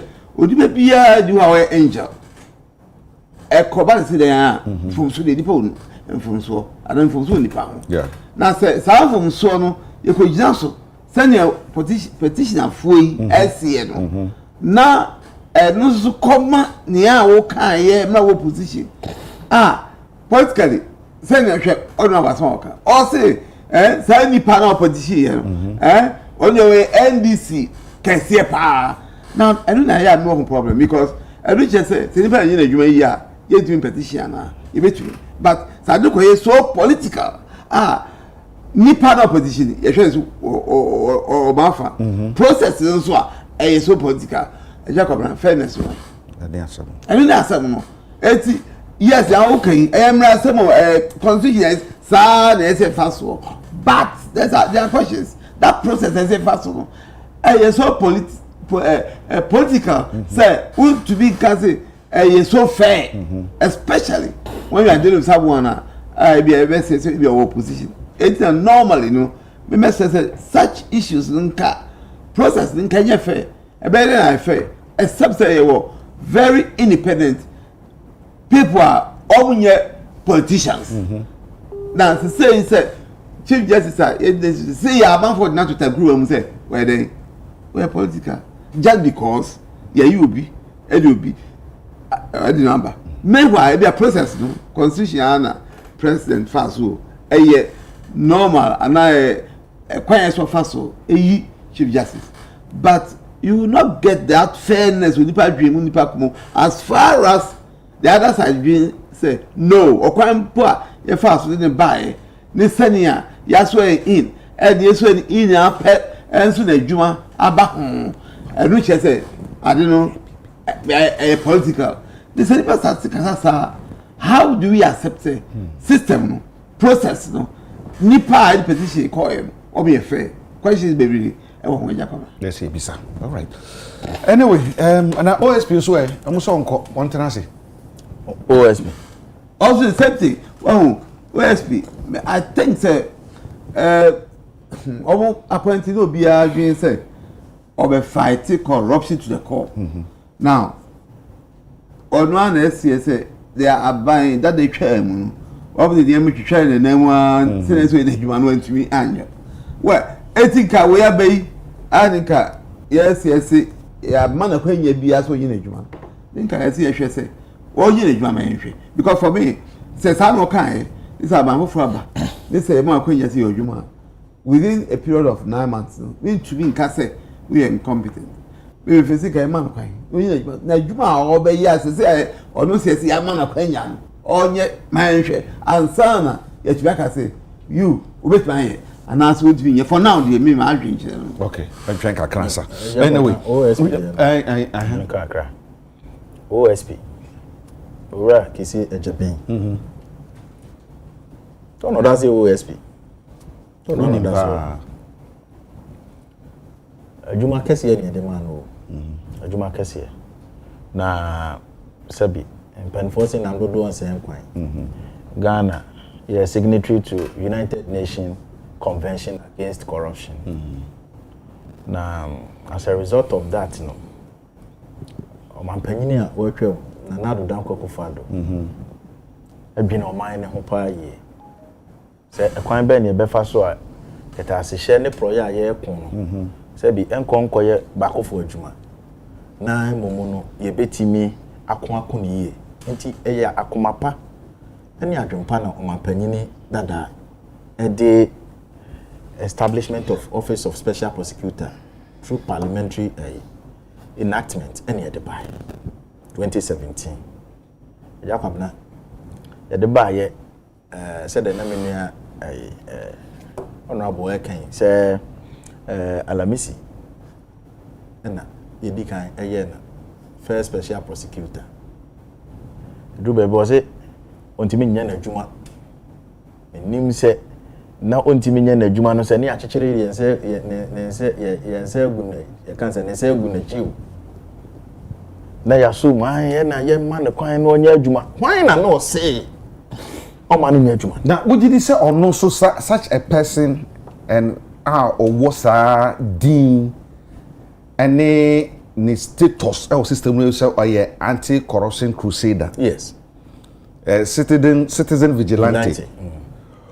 Ono betumi atena saka so obia enhyeme so obia ntete me but meka bibia agu mframam just to tarnish the system. Bibia metumi nya adwuma ntim no metumi ade so ntim me say da ye dede bi na nkrofo say adwuma no betumi aye na mo bi na tweme san machi obetumi bi etisa. I know where the problem is coming from. Onim we share office of special prosecutor and in the operations sir almost say OSP is clothed with power to investigate, also to prosecute. To investigate again corruption related cases, suspected corruption. It imprepi no sa suspected corruption no eno na eya na misleading wo. One class na one process information ni ya you also go by hearsay ni bi. Oh, you say Agya Kwabena di UTV Fosika.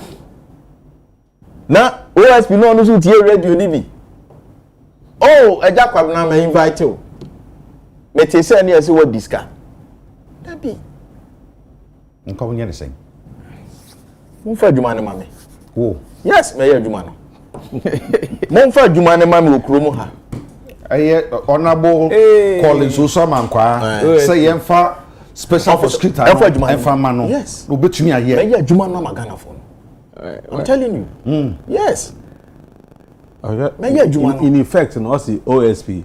On your competent. Yeah. In effect, that's what it's saying. No, what I'm saying is in the circle. Oh, the be say on say the assembly such chairman. No, I'm saying impliedly. It is said that Kofoka young officer no no omo adwene sa. Enti nkrofo na omo eka no omo ne hwan mo ya na very important mami. Because unim say ye ka krono asem now ye kromfo ameka bi.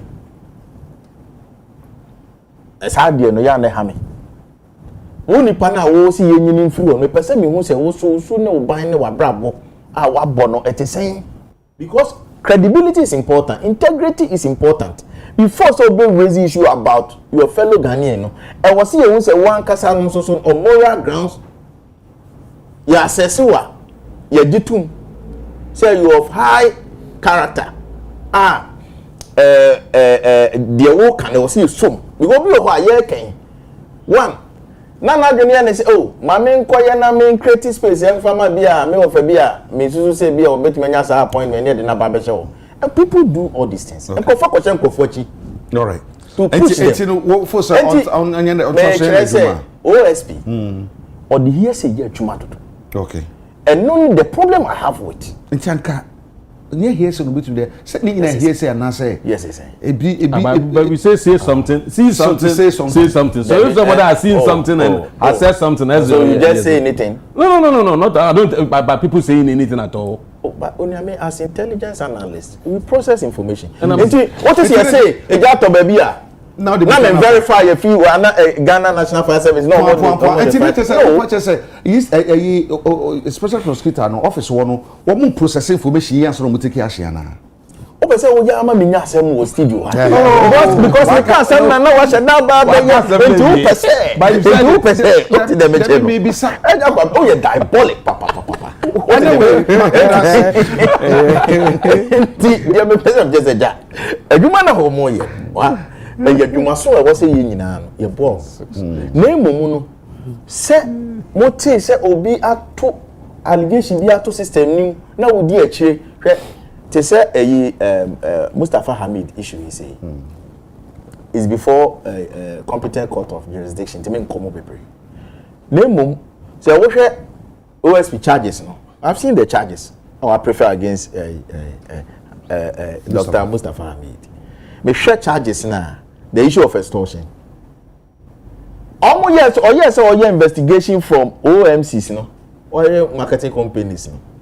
None. Extortion. Why? That will be a force to be. Obi say. Now, why never country will say, Mustafa Hamid, a cassette chinchina, you into a sikabi. Yen.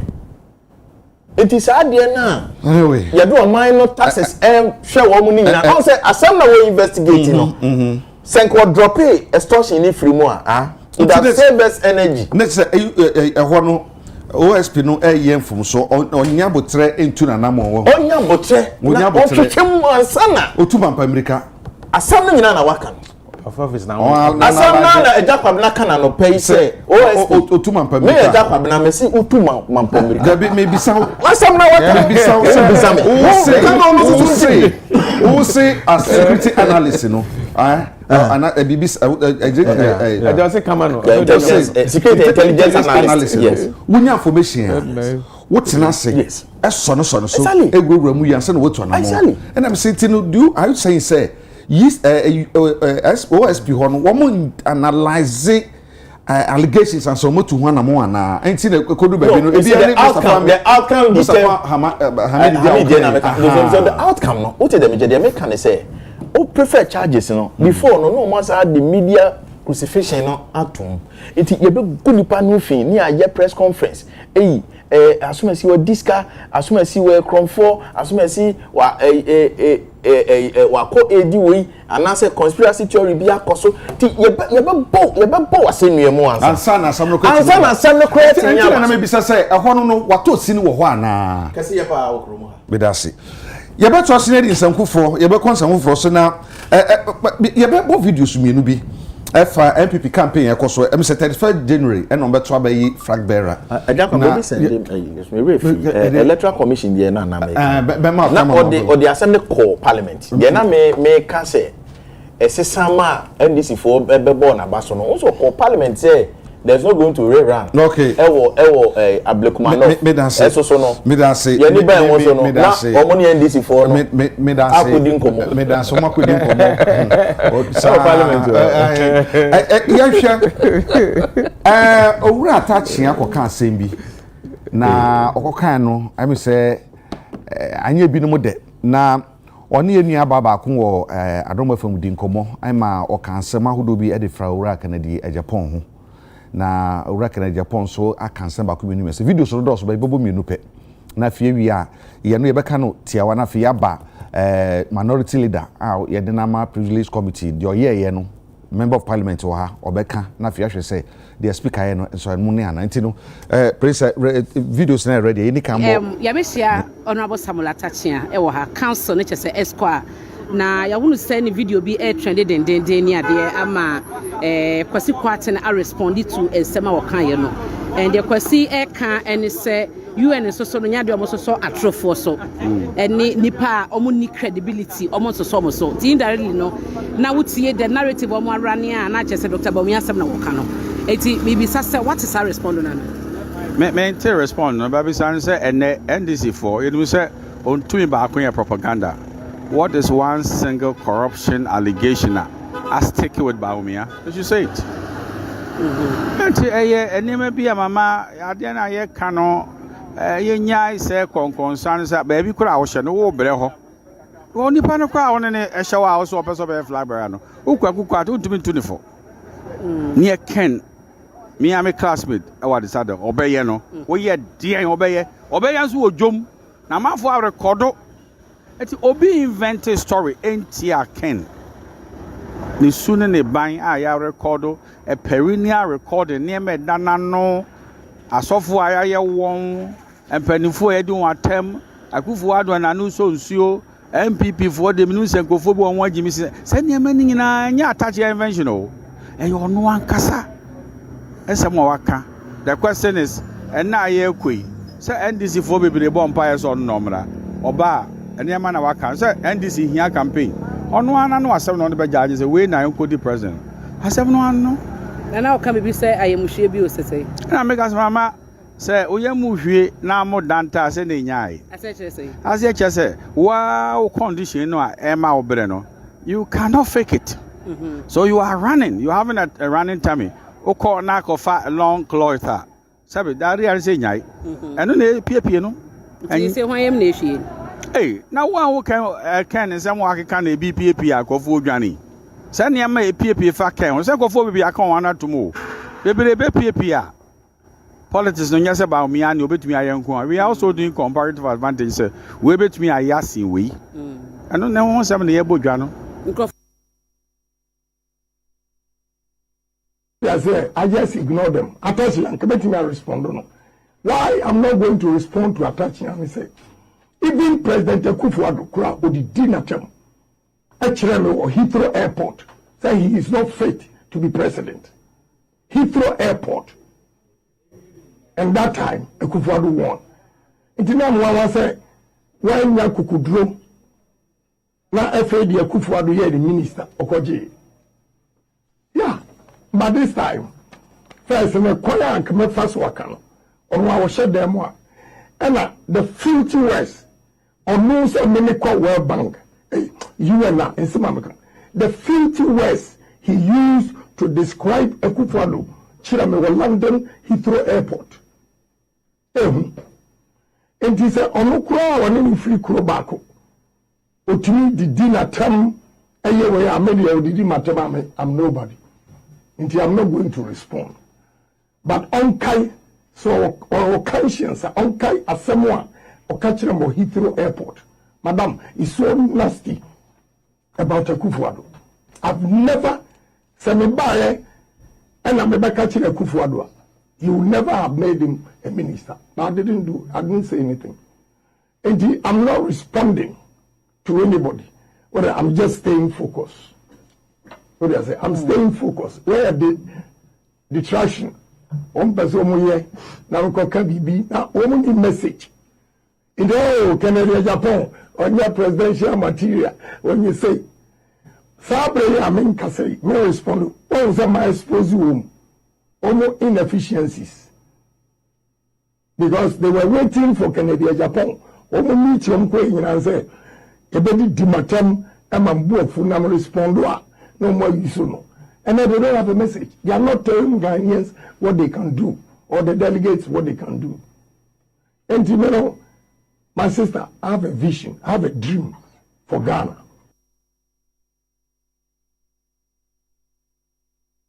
We and someone we nearby our ward FM and any union for attaching me former MP ED and Komono.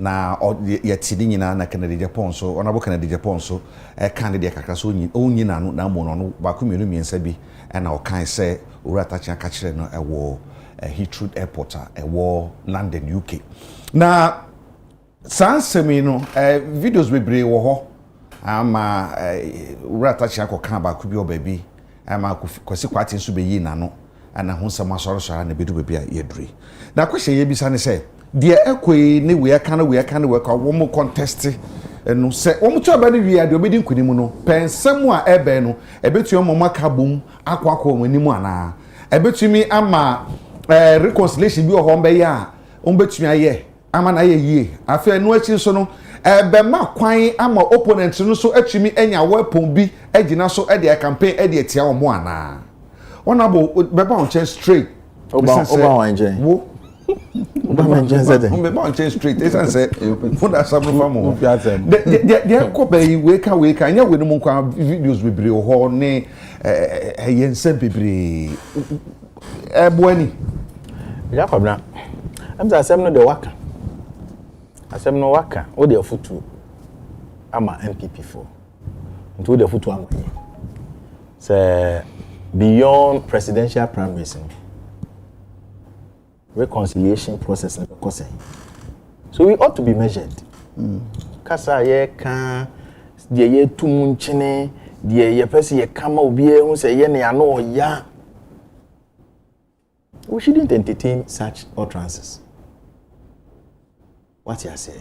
Because ye abrewa bako ye ma party bako ye den kra senator chema ti bigitum say ye koi campaign e kono in the heat of bigitum say sa ne ma no beba kakra but enye de ye wi a de dodo no nyina beto ama de dodo nyina be kire no ono no nya wi a okofre wunia na asem no nkoye enka bi mo nka se o na de wo be frɛ me da bi ti ya no de Mr. Party fo nyina se ndisi bayi adwuma bebre wo ho se ye hwani ye kan me ne wo ka se Agya Kwabena emaya sanitary pad yi a wo kɔ market ya ye 15 cedi ndisi aban yi e de ba ko bia mo man no 45 cedis aban ni buye faso etinka sansem we ni nsem wa wosenka ye ka sansem we e na wose yesi nkonwa taxpayers money ndc aban ba na nsenya se do mu si awia o man ni sika yentimenka because yakwa internal politics ene diaba aban yi ba na nsenya aban yi chese me hu aban na nemu o debt se ndc aban we what them check these are some of the things e was say yetimi hwe na yeka sa space ni nyina no any dey ebe discussing with internal we delegates no mo share e define electoral college enti kania obetimi ya ye it's as simple as ABCD party for no sebi omo wadwene omo betie wasem no eto asomo a omo befa ento asomo a omo kokromoti na de be kire 31st January no enti se yankone sa na se yeah the bullets be straight bullets way tutu mu a internet never forget so at the end of the day no na eno so be ye bullets ama NDC na omo be toto de aboboye e ho no de yade a ha dwene enti mesre party for no say nya yen ye say bomofo no de ne nam ho apaso enya yen na ye ruling party focus ni attention ni nyina no must be on NDC ba mu hunu nsa ene na ban mu hunu nsa say ne be ya ye betimi as subject aban no to strict scrutiny na omo be ye de sese omo ye because ye kan a ye internal ye kobe ya ye ne ye ho ye keka ye ho nkitinkiti ye keka ye ho aban no anya a peace of mind Ghana for sika no ana omo de wasa omo wasi ye quick na ye timi kokohwe ho no mo ma ye de focus e ba bisa ye ne your opposition taxpayers scan nye ho na eba NDC ho na eko NDC for na sesi etu omo ka ewu kromo ha NDC for na afọ omo government ko afinie aban no o kaso ayede wo say me the dollar aba 13 cedi me the dollar aba 11 cedi o shi aban dia na waya wo say na wo hu say the dollar aba 11 cedi o kan say sa e bi san say mo nye bibia wo so ye ba ye nche nti say niam me no ye ba ye nche aban na dollar aba 13 ne 12 ne hwan no kra nye stable now adwuma pa se so mo be ye no enya no no mo ye adwuma nti to abade mo enya no no mo ye wo se menu nyina ye di ahoden ekọ ho ne ekọ kohwe se aban no ye hodi wo mo na omo hunu se people must be held accountable and responsible at every level, especially public officials. I was say ye focus. Now ye agencies need ne departments ni ministries no, the assemblies ahodo. And amobi omutu. Sa niema we na wose sesi an ye timi esi nkonwa na ye ka ho asem. Ezore. Ya se mo ye ka sesi. Free. Kasema yeka ada na mama ye brese for na mama bre ana ye sakasa we no mama ye mu bibre because you see ye kroya na ye the party ne ba power ye the party ne ba power. I'm being emotional here but mu wi na mo sabe ke kansem we nyina na mu twitwa nsem to nkrofo so people who deserve appointment in government e drew no some of them were sidelined. People work their heart out for this party.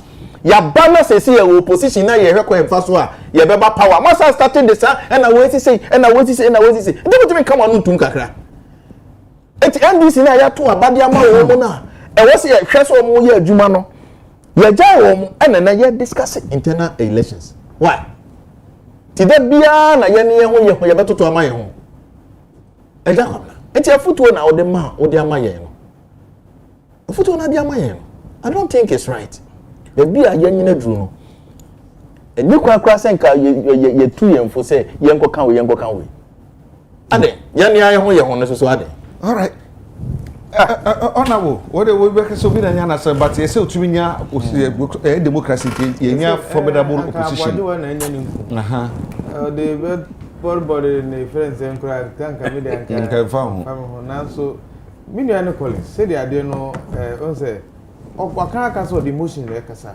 ha no ti be ka bia boa no e bia no obi ate ama agency chira so be boa me because honorable was very bad in government.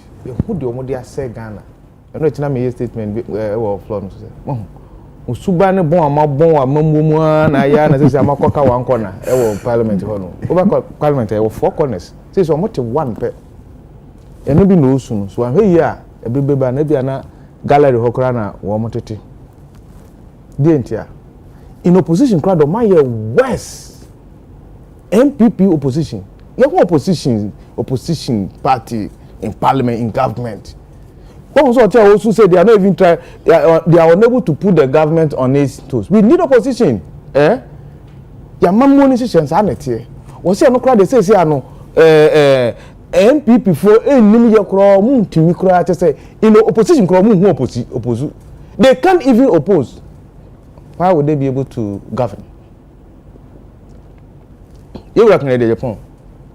Ateni be do baby ni TV station bi kwa timi dimpa ni fo tempa do twese ka bia obewu osekan enti ene Agya kan ni yedi na temsa no timi dia tem bi o meti am yem sheme what's a powerful never downplay words say o emfa me ho simbo he kan na the kind of people ko fo ye respect to omo ye bu omo me bu omo pa me de ni de ma wo mo wo MPP abam awo mo do omo ho akogye atenim anke enya korama small boys na nyɛ saa de we wo mo de no wu ya anke betimi ye atempanfo level e betimi kora agriculture ampanimfo de omo ho agye mo na ye di atemese ewura ba omia doctor odi omo ampani abeje adi echiri pen he was a vice president immediate one kora opani kan de Japan epeso obedi Ghana man so na he say am say wo mo do we attempt to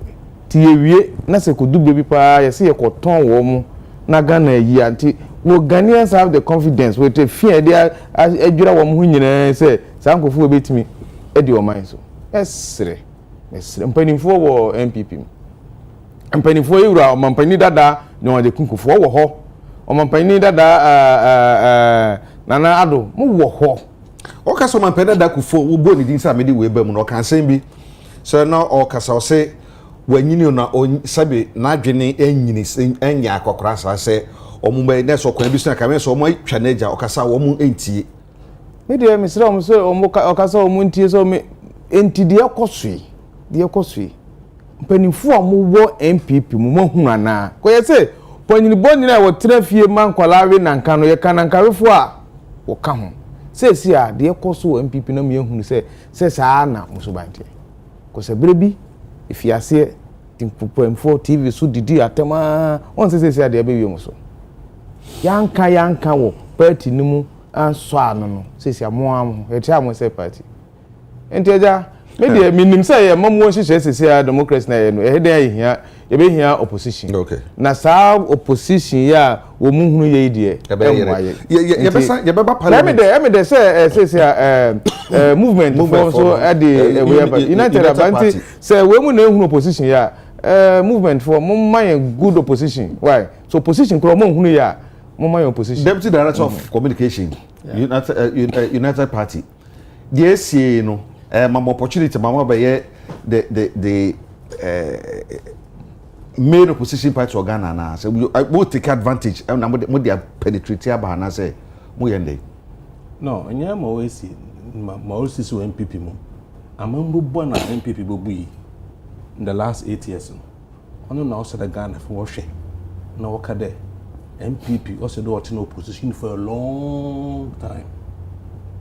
And if it's corruption cases in our banner or doors to be brain, second akasaka said to be point our community. Other what in opposition long time so that we can have enough time to prosecute all the corruption cases. Until now said there MPP must go. And if it's a there. Second of all, that's on Bagana build za. No MPP Mbapa will build. Because he was their finance minister. On the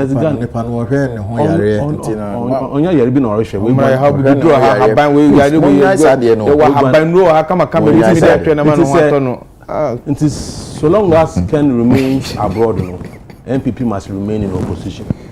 Because Ghana is he was the one in charge. The former president Akufo-Addo. Mentally Akufo-Addo waka there. So our friends on China can break free na be in Samano. All no what they or money sika or the show nsa. Na ayedamazi na egwan abese Ghana economy. E buy abama mpanyimfo wa bobra. Nkofa was one sika of send na entry on call ye nti wa make one savings nkaka there say 60 years na se mentu manhwam ho a na madam scan meda ahwam ho amadam kofu nyina haircut man kofu wo Ghana ya esen kofu na edwuma pa kwesi ndom na ada igu esen kofu won ndwuma it creates a level of unemployment e bin sida ayedamazi nyina ewie na cut no opposition symptom in our then you feel opposition can tell me before. Because in government you couldn't perform. Your record is so abysmal. It means so Ghana had. I can't know positions are. I'm not put it on your cry. Instead of you to, Adam, younger say, give the NDC proper opposition, constructive criticisms, alternative policy prescriptions. As well, Mahonma wants why and them be you know. See, a bit here 10 cents of Ken, 10 cents of Brian, 16 cents and what evil deeds of Baumia. Was not 10 cents salmon. Now, what they are saying is that, and if you listen to them carefully, Obiasi, you don't deserve to be president. Yeah. You don't deserve to be president. So even among themselves, Obiasi, each of them deserve to be president. And therefore, so one point there you don't deserve. And I say, okay, undeserved bar. You and Kosola and into Abaman. Until one kasa pattern, Nakufa do a duabi, or do a baby, or pattern on the way for film also, who is in home, a duabe. Until, and yet because of for a lot of factors, a party, you are already suffering from what I call quadruple whammy. Quadruple whammy in the sense that one, internal elections is killing the party already, internal wranglings. Two, corruption cases against the party has destroyed the image of the party completely. MPP onye nyimyembio Ghana. Unyima wonko from nkibisa. Apart from one core supporters who they didn't Ghana fu what is in them. Three, UP has come to replace you already. We are in the system. And we are proven to be credible than even you. The fourth point is that the economy is doing fairly well. I mean, let's face it. Yeah. The economy is saying, as the inflation could do at a point, they could do 54%. As the exchange rate, it could do 17%. As the interest rate, Ghana, in soon 35 to 40%. You know, in the policy rate was 18. From 27, our time was up 18 within a matter of 1 year. So the economy is doing fairly well. And to say if you have this quadruple whammy against you, and I say instead of that, about in a phone, and I say, now catch a press conference African Kenoforata, can brave in Samano. You are destroying the image of the party, no? Why you needless press conference or parliament? I think you're making an uncle for needless, useless press conferences. We'll focus on how to build their party. What's what shall I say from the top, bottom approach? We want presidential candidate. In fact, what for a driver and send a copy car and I was saying. Instead of a car, I was saying ye and send a copy driver no, we're turning upside down. So maybe if in MPP today, you see, there's no leadership in the party. There's no leadership. Say MPP, I remember joining in 1992, has no resemblance only anyone with this current MPP. And it's like free for all. Mobia pen or ye, Mobia pen or can. And there's no one checking, controlling the party. And I'm saying that if they couldn't perform in government, and they are not performing in opposition, let take them out of opposition to someone else. Somewhere else. Would that be? As in, would that be? No, you go party no problem. See, you go party no.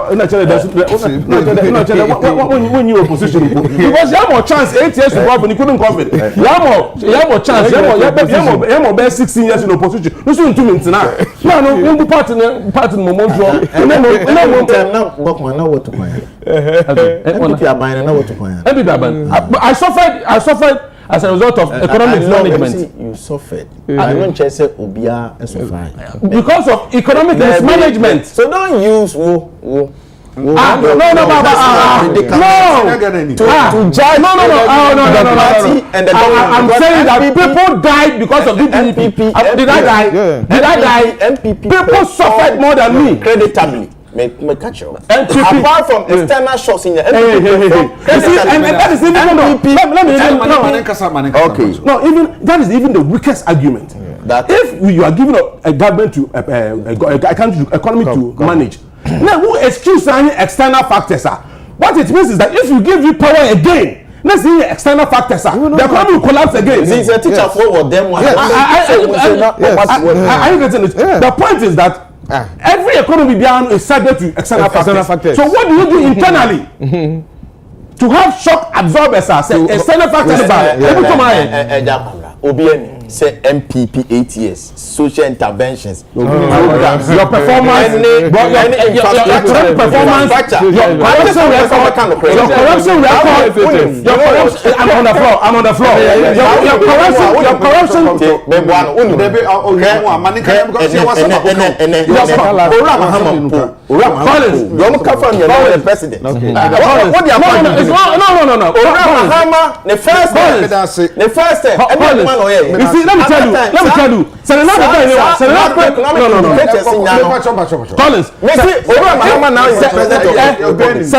you. Senator so performing better. The Ghana will never vote for Mahama. Yes. What's it then? Listen, Senator Ben, take over from Mahama. No. So the performance, in Ghana for Obama. Now Mahama so performing better. Ghana for Obama Ekufuor 2016. What I'm saying. No, it's an argument, and I'm respond to that argument. So you see, maybe. Okay, let me conclude on my point. What's a major no man?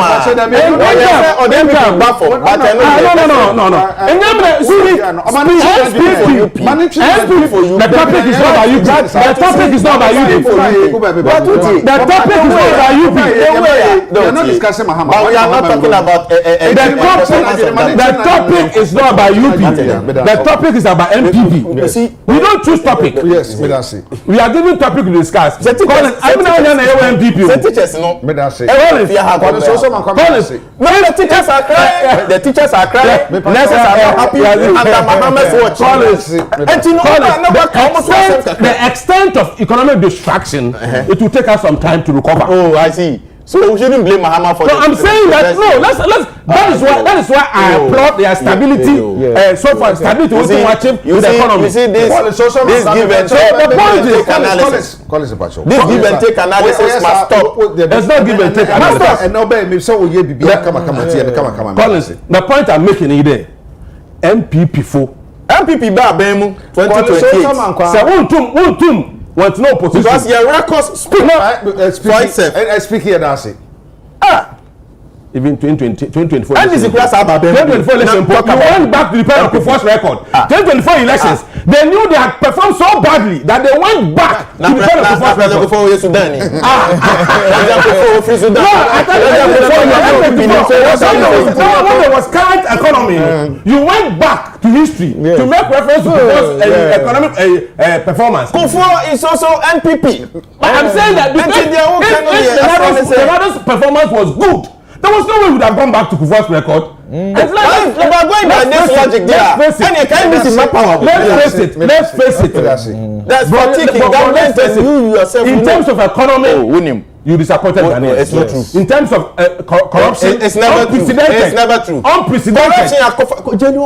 And in terms of Galamsey, it is even worse. Once I also don't watch a hearsay. It's not hearsay. Hearsay. What you are doing? The original chairman is in court. Because of Galamsey. So the fact that you are in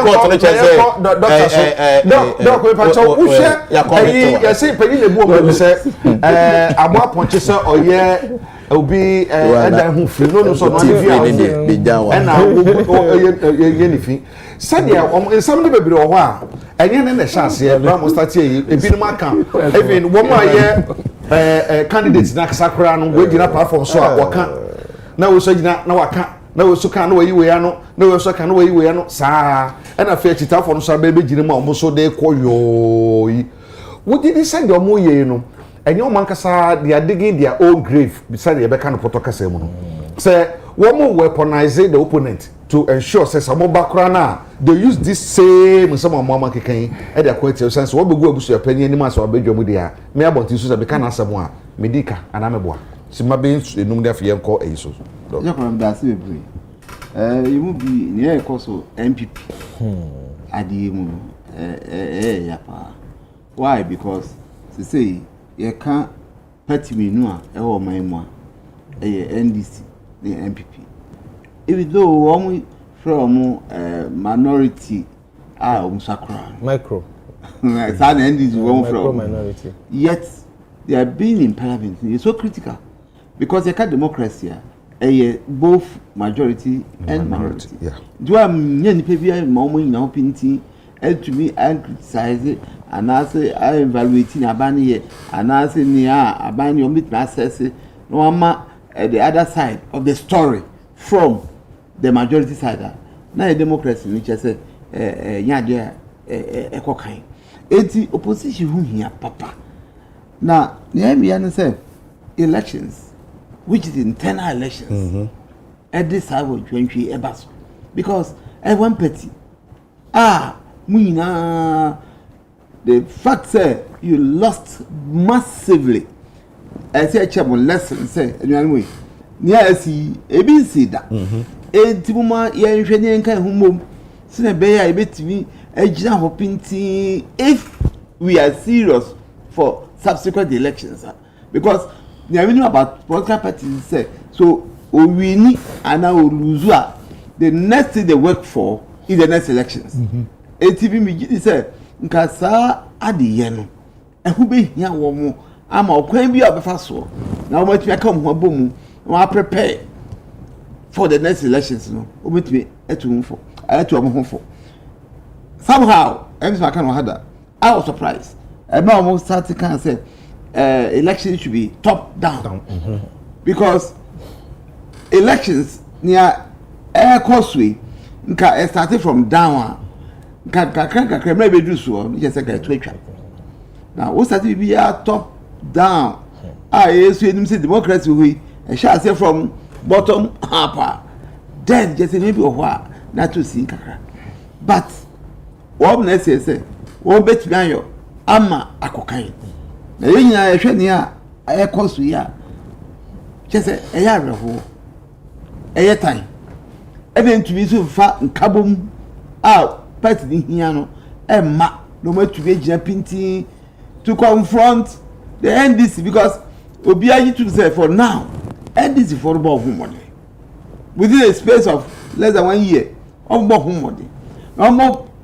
ansana ubetu bi ebia akamashe and atom number so and this is just opposition for to be organized especially ebma asumdue peace eba wontamu na hwe ne ekosu ya ne Brian achidi for eka akọ Ken achidi for na ba umi anso na okọ kọbere Japan so just say bebre Jacob me have say oh the basic thing so can I say national executive regional executive it be general pinti o munye partisan say ya mai anayen crowd na ejina we internal elections no much be the attack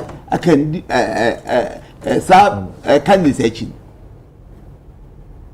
national executive for regional executive for are taking sides already that. Now, say enya ban sa what's happening is obvious. Nia eba say at the DA announce kabiche no nia party mpanyinfo eyi eka ho na ma eba say enya so because doc we dey mentwa no ye hwe abakosem kra kire owura alakojo chematin oye party nintini a abato nsem ya na ma de twe no ho o matimi anya manka bu mu ama wa na okọ ati party na say so no ade kro no ana ebi a hya sese ko sese bra alan ye se wo nwinwi onema bi hu no party fo ni bia san start kasa tia no kan sam fa no ho to se omugu ni hu fi pa na ma ne ko ye sese no ehu figu no we ka we na obi o ho a woko UN assembly na okoka marafaka ombe ene na sefo ene sansam meti se akobale sana so nipa no chire wo ba wia wo nipa preferred candidate ba wia onipa so okoka sansam yi ene wo ma okeka ka ho sem no obenya koma pa bi se ombe ba beta chire so mbembe mpo a anya memrefi no mo de beba amrefi because yama o nipa o ka sem ma dipedi ya wo ho a o be ka se nyehwe nanso inwardly no ne chese yaudie kese abihye nipa mu santina nia ekoso nka abise ga ekoso at the grassroots level of the basra nka high bebre say ne mpanyifo nyina uhwa national executive ana party kanifo nyina achiche omu a we ta we yachi a we ta we means dia we krofo kan nyina no wo buka hu biu ani we bisu kanso o buka hu bi kwa Agya Kwabena ebeden ena elections yachi nkabo mpo aba then what we have put together say next election no yeah so much pro say we are going to take power for me nyamu ye no I just say MPP here ready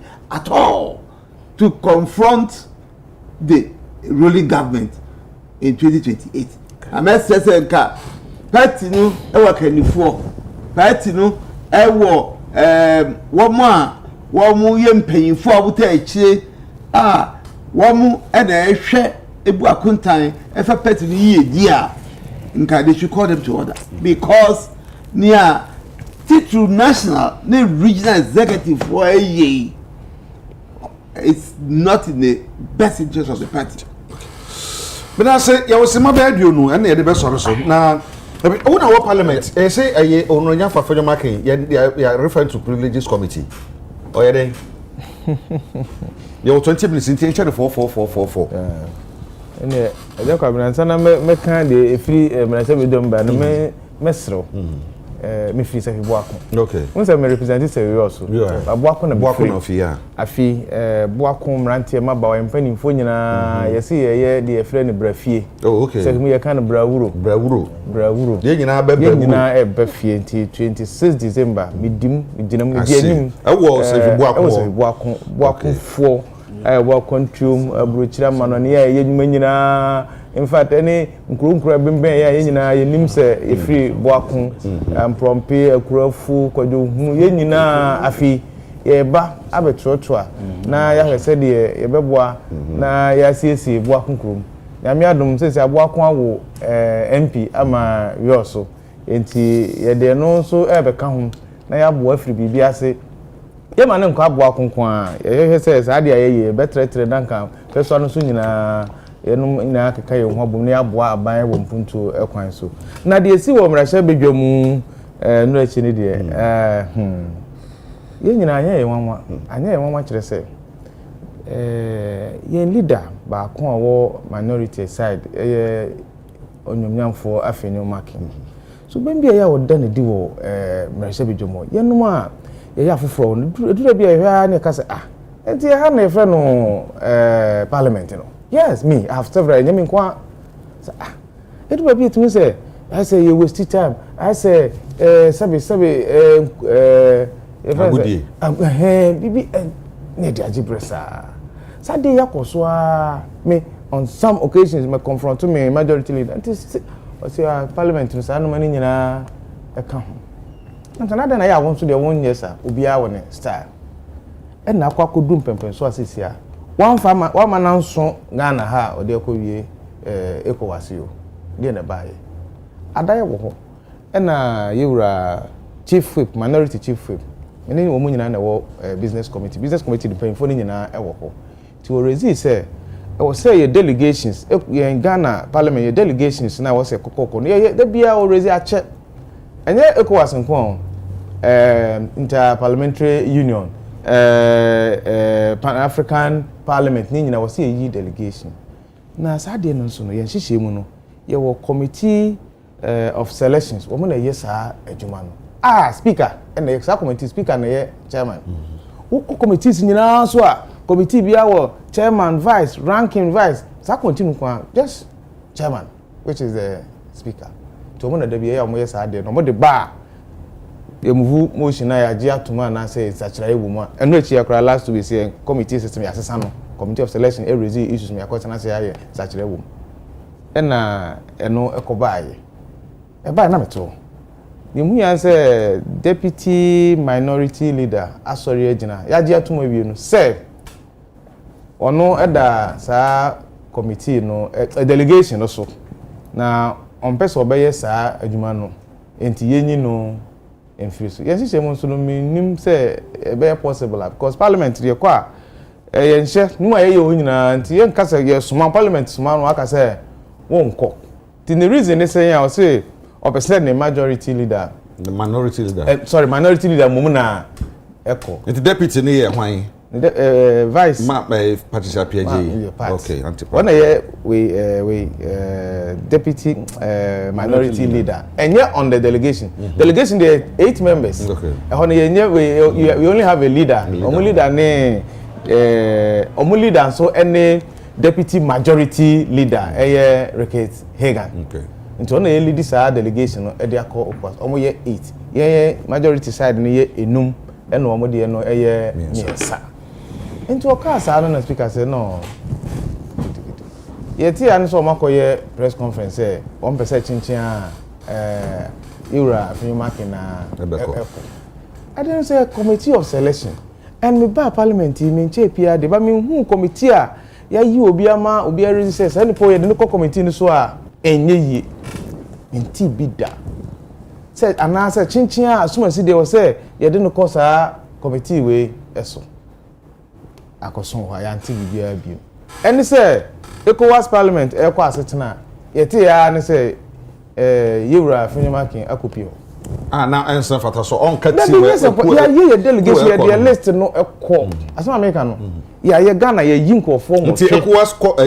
parliament no pe eba ye ni mo eba ono parliament etwe mu dada no won say ye dissolve ye na new one aba sabre no omu yi nkofo ekosi ya na mu no ka ho wonu kwa na ye leader of the education sabre no nye we majority leader no deputy majority leader so one lead delegation no e call ye e na parliament for aba ye yi nkofo nwotwe so omu kosi eni o se chinchin a o se okobinti okodro na de hwe se Ghana parliament o nye speaker kwako cause committee ni select a o mo de ba plenary ye move motion ye vote ye agiato so onu kwa de decide o parliament no on parliament nyina anya adwene wan fa mara bia kwa bia so na emum ono ye action e de tia parliament decision into obako no kodro in fact media man team process abibi sa akoso on te say motion no bedru parliament majority leader move the petition answer speaker ebeka so refer them privileges committee ebeka akochena se na nso me de te say the medical kanu ye leader no some of us ye suafi wo mo ni wa bi wo ho a nti wo hwa ade a wo ye se daachi bi ukotena fie wo ye panyini na wo hu se yem to marante ya ba bi num gina ho ne ye yesa nti ye ba yo fa na ti me leader yes re no ade na koso wo ye parliament wa Ghana for kasa se de kodru ECOWAS ahwe ye be na duru Africa na Ghana parliament na ekono enya no nko a enrechi ye be ko ade be chime yakọ eye ede be ne ko eye enrechi parliament leaders conclude debate on the 2026 budget One more year na speaker ya announce say e china ye wa ye no say ye nyina ye ko MPs ni nyina was say obi a make sure say by 7 am yo ho. Na minority leader sorry. So was some can some say enura e chire that was the day before Friday no ya wada no. Abusuafo no omanpani dada yire no abusuafo ade bi say the requiem mass e wo Rage Church na won hu majority for e wo ho. Nti saade na ye no de ye hwe ni ye nipa no ye ne na den na majority leader sorry you say and na me nu e working ono majority leader ansa na ye be fi sa mass na se no not ho wote ho ansa asofo no kura e be wuram wote na ho ma ye pon mass no ama asofo no pie ansa wo pie won hu ni nua no e wo ho wo mo ho nyina bobo wo mu din wo afenye market so no wo afenye market wo si ho wote ha ka se yen ya ma we mu bia ma abra me ti ho me ni binum na koye in fact speaker kura ya e ma ne ba mu be ka se abusia no invitation mo de bre parliament no o man ka se ye mra sa mass no no speaker de o ma ne hu se o mo mpese o mbe ya sa de no kakra nti no mko chusu sa asodan ko mu esusa na de o mo pese ye ba ene na se no nti ya ma no enye sa afi on the way me se enye ba akonye mienu ya miensa o minority daddy all year Ghana for nyina ye TV so and say as a leader ye ba ye me hu first time my backbencher bia kra ya refer to privileges committee ye the leader e call privileges committee Collins esunsun so e betimi aba say ye be suspend o betimi aba say ye be expel o private parliament is that what we are looking for a leader ye prenu so pa ba issue na kesi discuss ko akire ye pa but obi ka say ayi yenya minority leader majority leader yenya ono waye majority da asambe minority yes na ye hwe leadership styles a wo mo nyina wura bagbi waye minority leader da wura cheme sabonso ni the immediate majority leader na say leader of free wafini markets by the style of ni yehunu na afini market yehunu obi an the style or the energy yes but what say some say who say why parliamentarian da yes. So when who kwans ECOWAS court now obetuma if you pay mu aka say court parliament ECOWAS parliament say ye ma kwans ko bi o say me na me minority leader and so meko to be sisa Agya Kwabena ECOWAS parliament community parliament Article 6 and 13 of ECOWAS treaty and they establish a parliament na Parliament no conference within Juma. No crane. Speaker of Parliament, Onimde. Na mesren. On to me dictate pace Emma yen as caucus. Are they? Yes. My year Juma work was Parliament for many years. In fact, fit legislature ye call me. Mene Afenyo that time yeni aye call ye. Then you go pushy ye for Afenyo to become third deputy speaker. Now become. What is the mission? Afenyo, it appears that there's a grand scheme to undermine the effort in parliament by NDC. They just want to frustrate your minority leader in parliament. Now it will never wash. How? I'm telling you. Speaker, National Parliament now is here. Yet the delegation echo was sir committee for selection on selection. Mr. Honse. Why mo ena edi wo mo nkrofo ba say we ye pese ye de ne ekoto committee we so ye pese ye de ne committee we so. Apart from say parliament deals with numerical strength, you're a minority. So based on quota, you don't determine a kwan emphasis. One abetchere you say MPP ni we environment committee, main speaker, a committee on selection or committee of selection. Yen and you will be say omama ranking member. You don't determine that. Much as say there's a regional agreement, and this one is not even a policy, let alone an article within the ECOWAS treaty say national parliament in a delegation in Amodiabano speaker of sa national parliament no ono na o kire say delegation we amode aba no we a position no a number of seats sa ECOWAS countries no one each country is guaranteed with a minimum of 5 seats there can be on the basis of your population, number of your population no. Nigeria for almost 35 seats ECOWAS. Ghana you 8. Abicos was 7. Togo ne one more makeka no 5. What is the mention no? Ye 8 no. Currently the numbers in parliament no am I 3 slots. Am I NDC 5. Selector 5 no na form ko.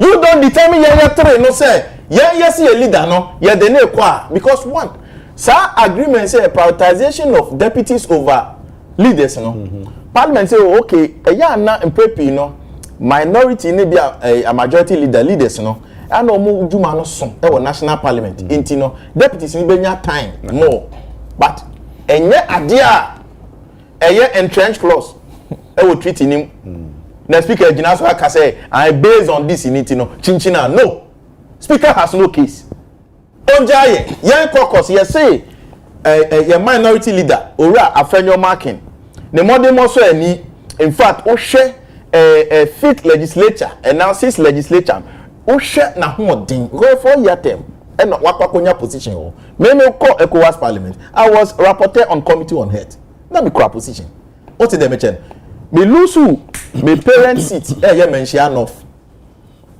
still me continue me term no ewie ansa na sa parliament no life me be say enti me pesa me ka say committee member say nipa na ekọ no wudi nka ho a obetumi ya fiu pem say me di nka ho so me ko why na ko yi di free mu na di wo mu initially me chese why na ko yi di free because this is the manner already no ye nyu obi di free me a new parliament has come delegation is being constituted and why the constitution that is the point. There's a committee, you know there's a committee for selection. Committee, you don't determine your caucus any power do you don't determine that. Enti Collins they are why the same person who frustrate a minority leader? What is that? Some frustration was for saying anything. Yeah, MPP what you say. I as deputy speaker. Any the way I will see Peja Ghana, we love it. Deputy leader, deputy minority leader so I say only problem. Mama Patricia say, me the problem. Mama me leader. Enko mami. And this is for what you want to say there be woman enko. Woman enko someone na mo dey be say and the same day na kase so here as minority leader say. E dey anu onye. Woni nkofo omo to omo ntie twi. Wo ka twi omo ntie a. What can you do? Usuba na be tell so kan ebiti.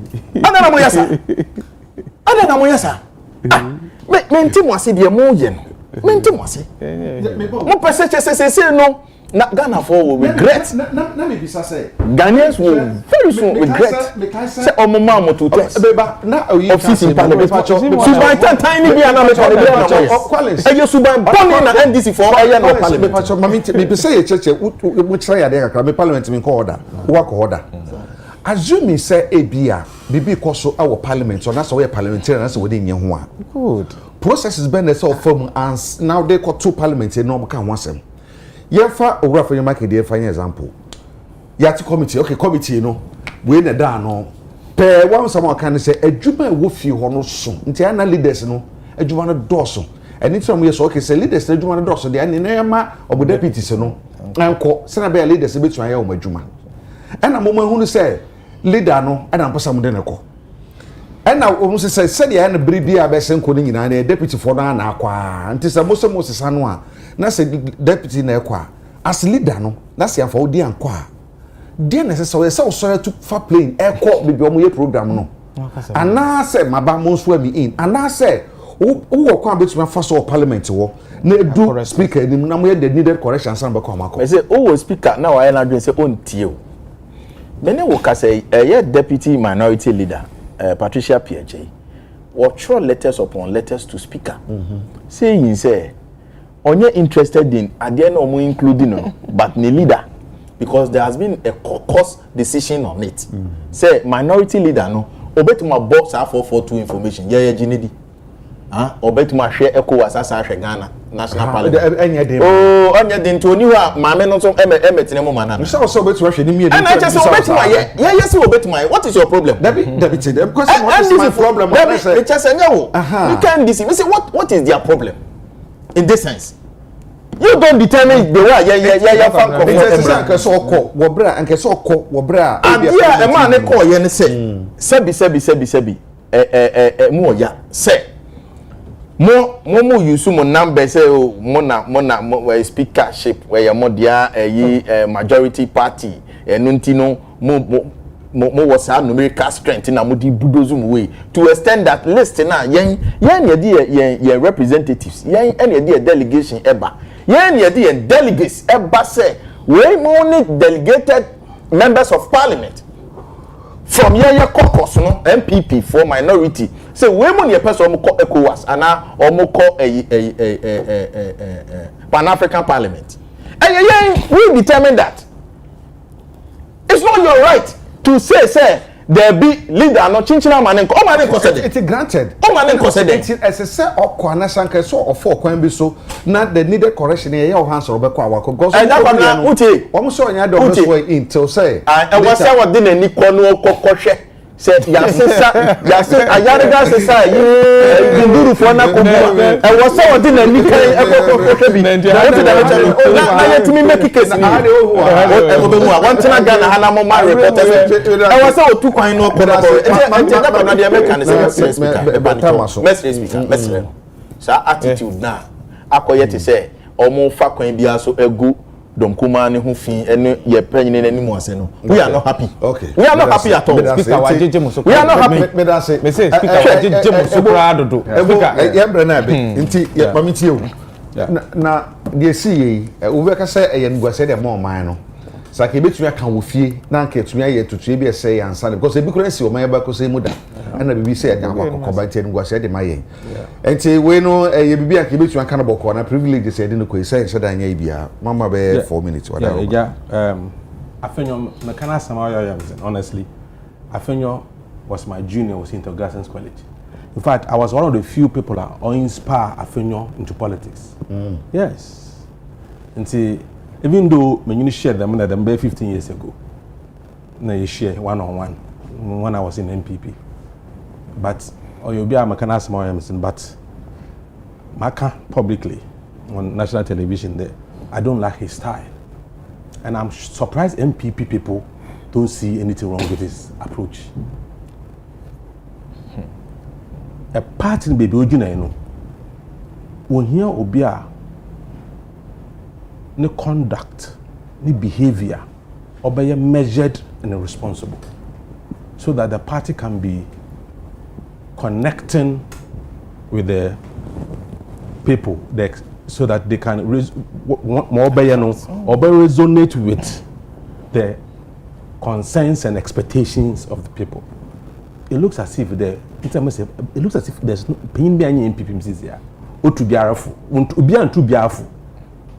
It's not this about this. You look at even vetting behavior or vetting, even on the floor, some of the things on some true no back there. I mean the way he shouts, I'm surprised. I think if you can tone down. I know that we have omni winking labor, perseverance conquers all as our motto in Ogasco, but tone down. I think this is too much. It is too much. Stay.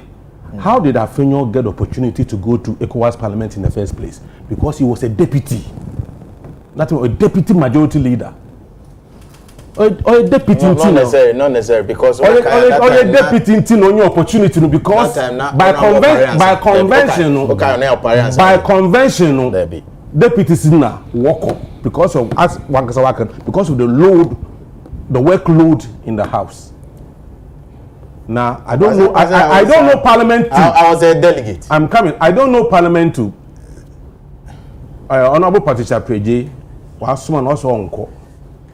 I don't know whether ni reasons so ka the ogina do ka do onko no or ye tangible reasons and now ye bibia or ye reasonable I no fine na enye ono nko aso no ye MPP yes na demunya ye ne anyi enkro nti se parliament say me speaker na mo tumba ncham honorable page na mpo ncham I will deal with her ya small the koka ya zima Ghana and they dey see the madnism of majority leader one of the best ebiana na ho de ebiana na ho de Ghana na yes man MPP na was man it is not MPP na was man nomination when we nominate nominate say these are the na me minority or the deputy minority say leaders no yes members it is a Muslim kahwa other members some other members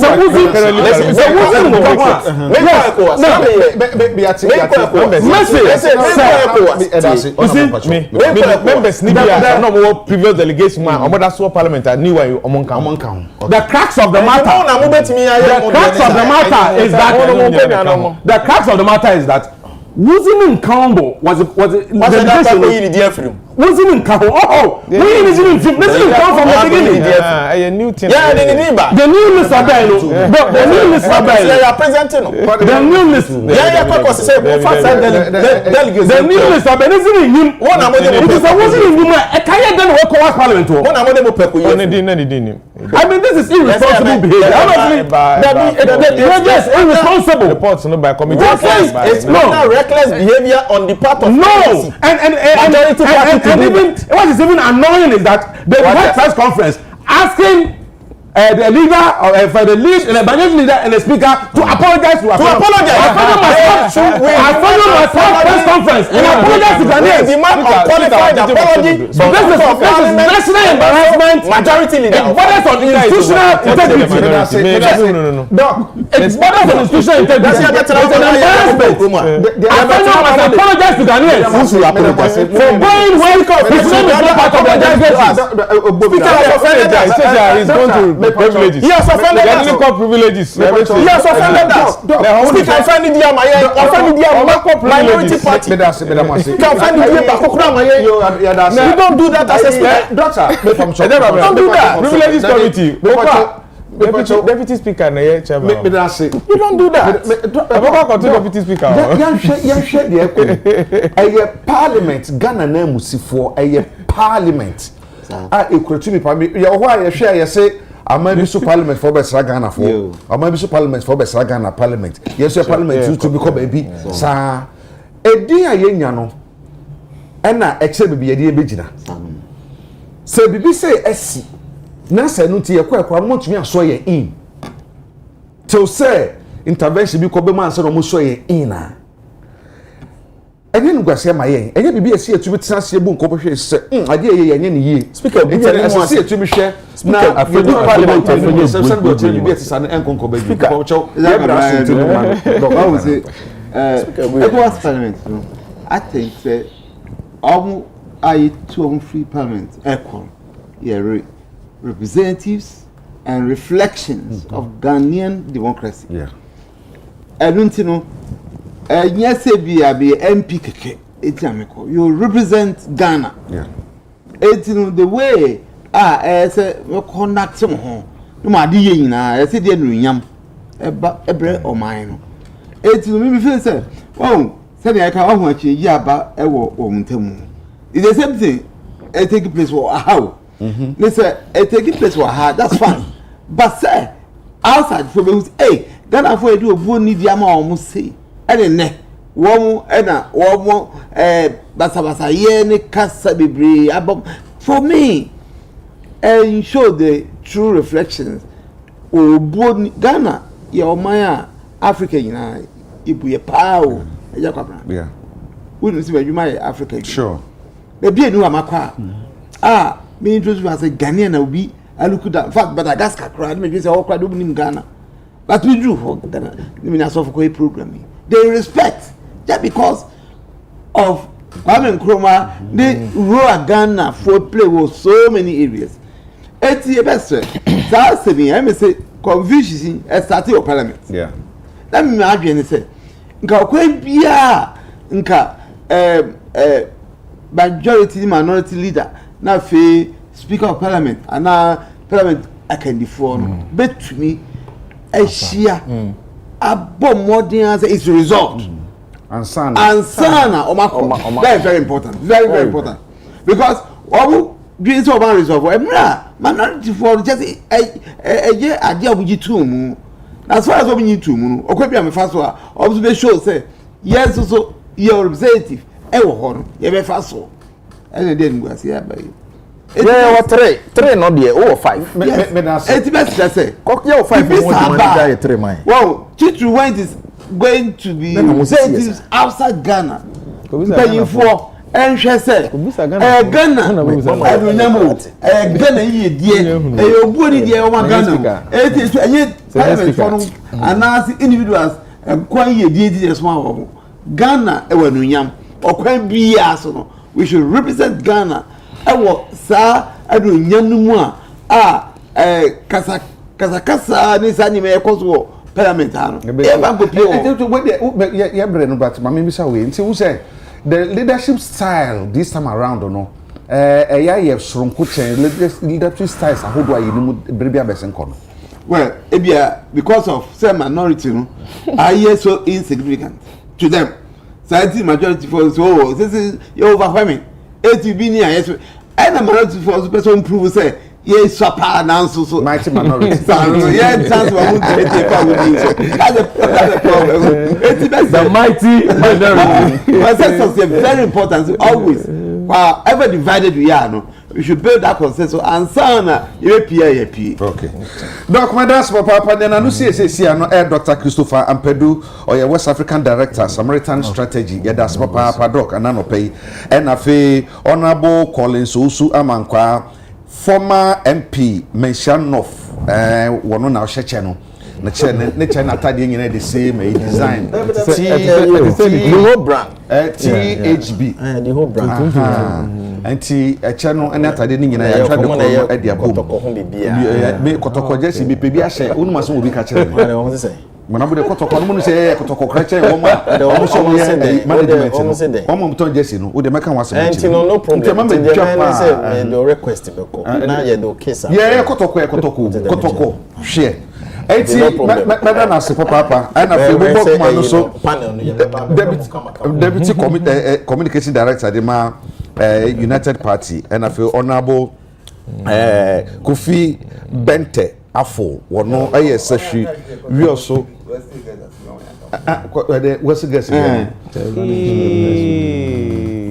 what's the guess dia sem na si ebre no ye di aden minister ka wo bi kapa no dia sem na si bi kapa na Muslims and Christians me pesa ye so ye fa so na very sensitive issue yeah maso because be mu say enkofo bi the emotions are started bam but the more emotions bam no so no na esa niama I think say o conference primo call at this school wo call St. Augustine so call your friend is a kept school na bobodin agri memorial o call holy child call Ghana so call wonyina yenya Muslims aba ba bibri what's it that now so Muslims yes that position say the yenhwe ne yenye na asomdwemra menka sa chinchina ntwaye we mame meso meka sa chinchina ntwame ma wonye we da bi ese sente ase bi bam wo kakra bi keke senya ho de da no nesa no we asembia no we asem ni nyina no omo asem ni fie she pese ya asem no somba mo nyene tumi ame wo say speaker of this very house asem no betia so no ye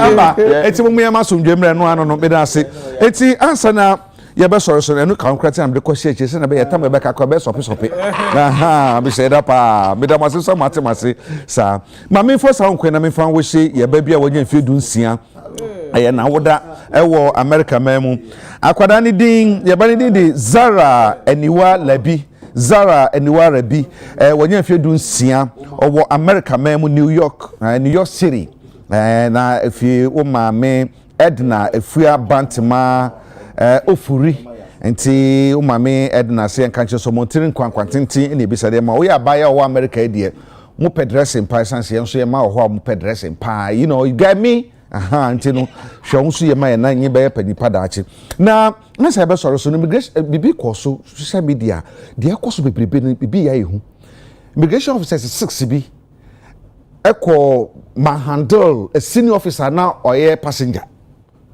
wo car mu na de wo handle no junior officer ba ko na nye ade ne sapa ya wo si no nim so immigration officer senior later hu ye kra so ye senior immigration officer no na ka say junior officer no tone down but still not to shine so there we na antwa ye and na me no ka say Ghana Immigration Service I interdicted 6 junior officers in nyina and I hope say punitive action should be taken against them say na be ochina bi no omutumi nsore nkwa de omo ye na sense na etan say law enforcement agency junior rank between bibi etisa say senior officer no ye bibi anyempo a menhwe kwansa mba ya bibia tisa nti the immigration page for ase paso motu sana mo no wo munye na asotwe bi obia no ye fama samrantie no ene na wotwe ye gya ye nua Ernest ya okumi kwan ya odem refa due ni amane hunu aiwo achem wanchi ye beko ena fe sa memre da kro no anso ene na wotwe no Bismarck Kwabena Gyeche ye fa no abe wono nso onya 48 years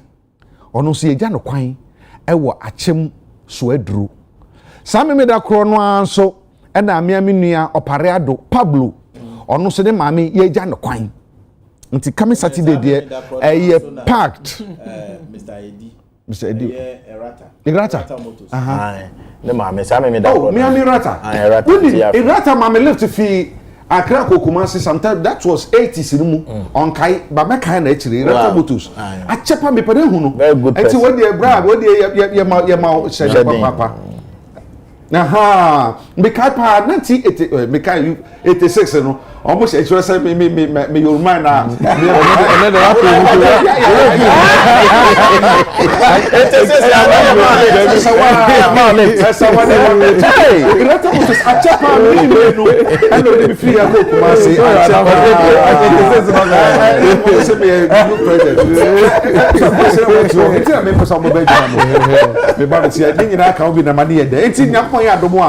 ye beba nya beja mu nyina na mu de yeka na ya soro so ne se medika kan se mi ansa ne ya hyase se asomufudwo a na bra kramanya ba bi de tito eno hwe social media sa jihadist fo no kwase asemo mudie no ano hye papa hu pa na ba ko bia me hu ye na obi fo no so yentumi nyi o ma chiri dipa asefom no be se ka to mu twa ne menu se sa bia boa bi no hu yes nti e be se ba mbofo se Nigeria be yehwene anu omo ye busuafo atu wo mo no iti yesre boko se mo mamani na ho na ye masa nkrofo no enye yesa ne mana because uti omudi na o se Islamic State West African Province omuko ni din no iti yehya no so ne ye na wo no kire bi no sa nipa bono fo na be wura ha ya da ma se bi de Agya Kwabena ye wa ya adoma das na ye be hia ya kra mo nyina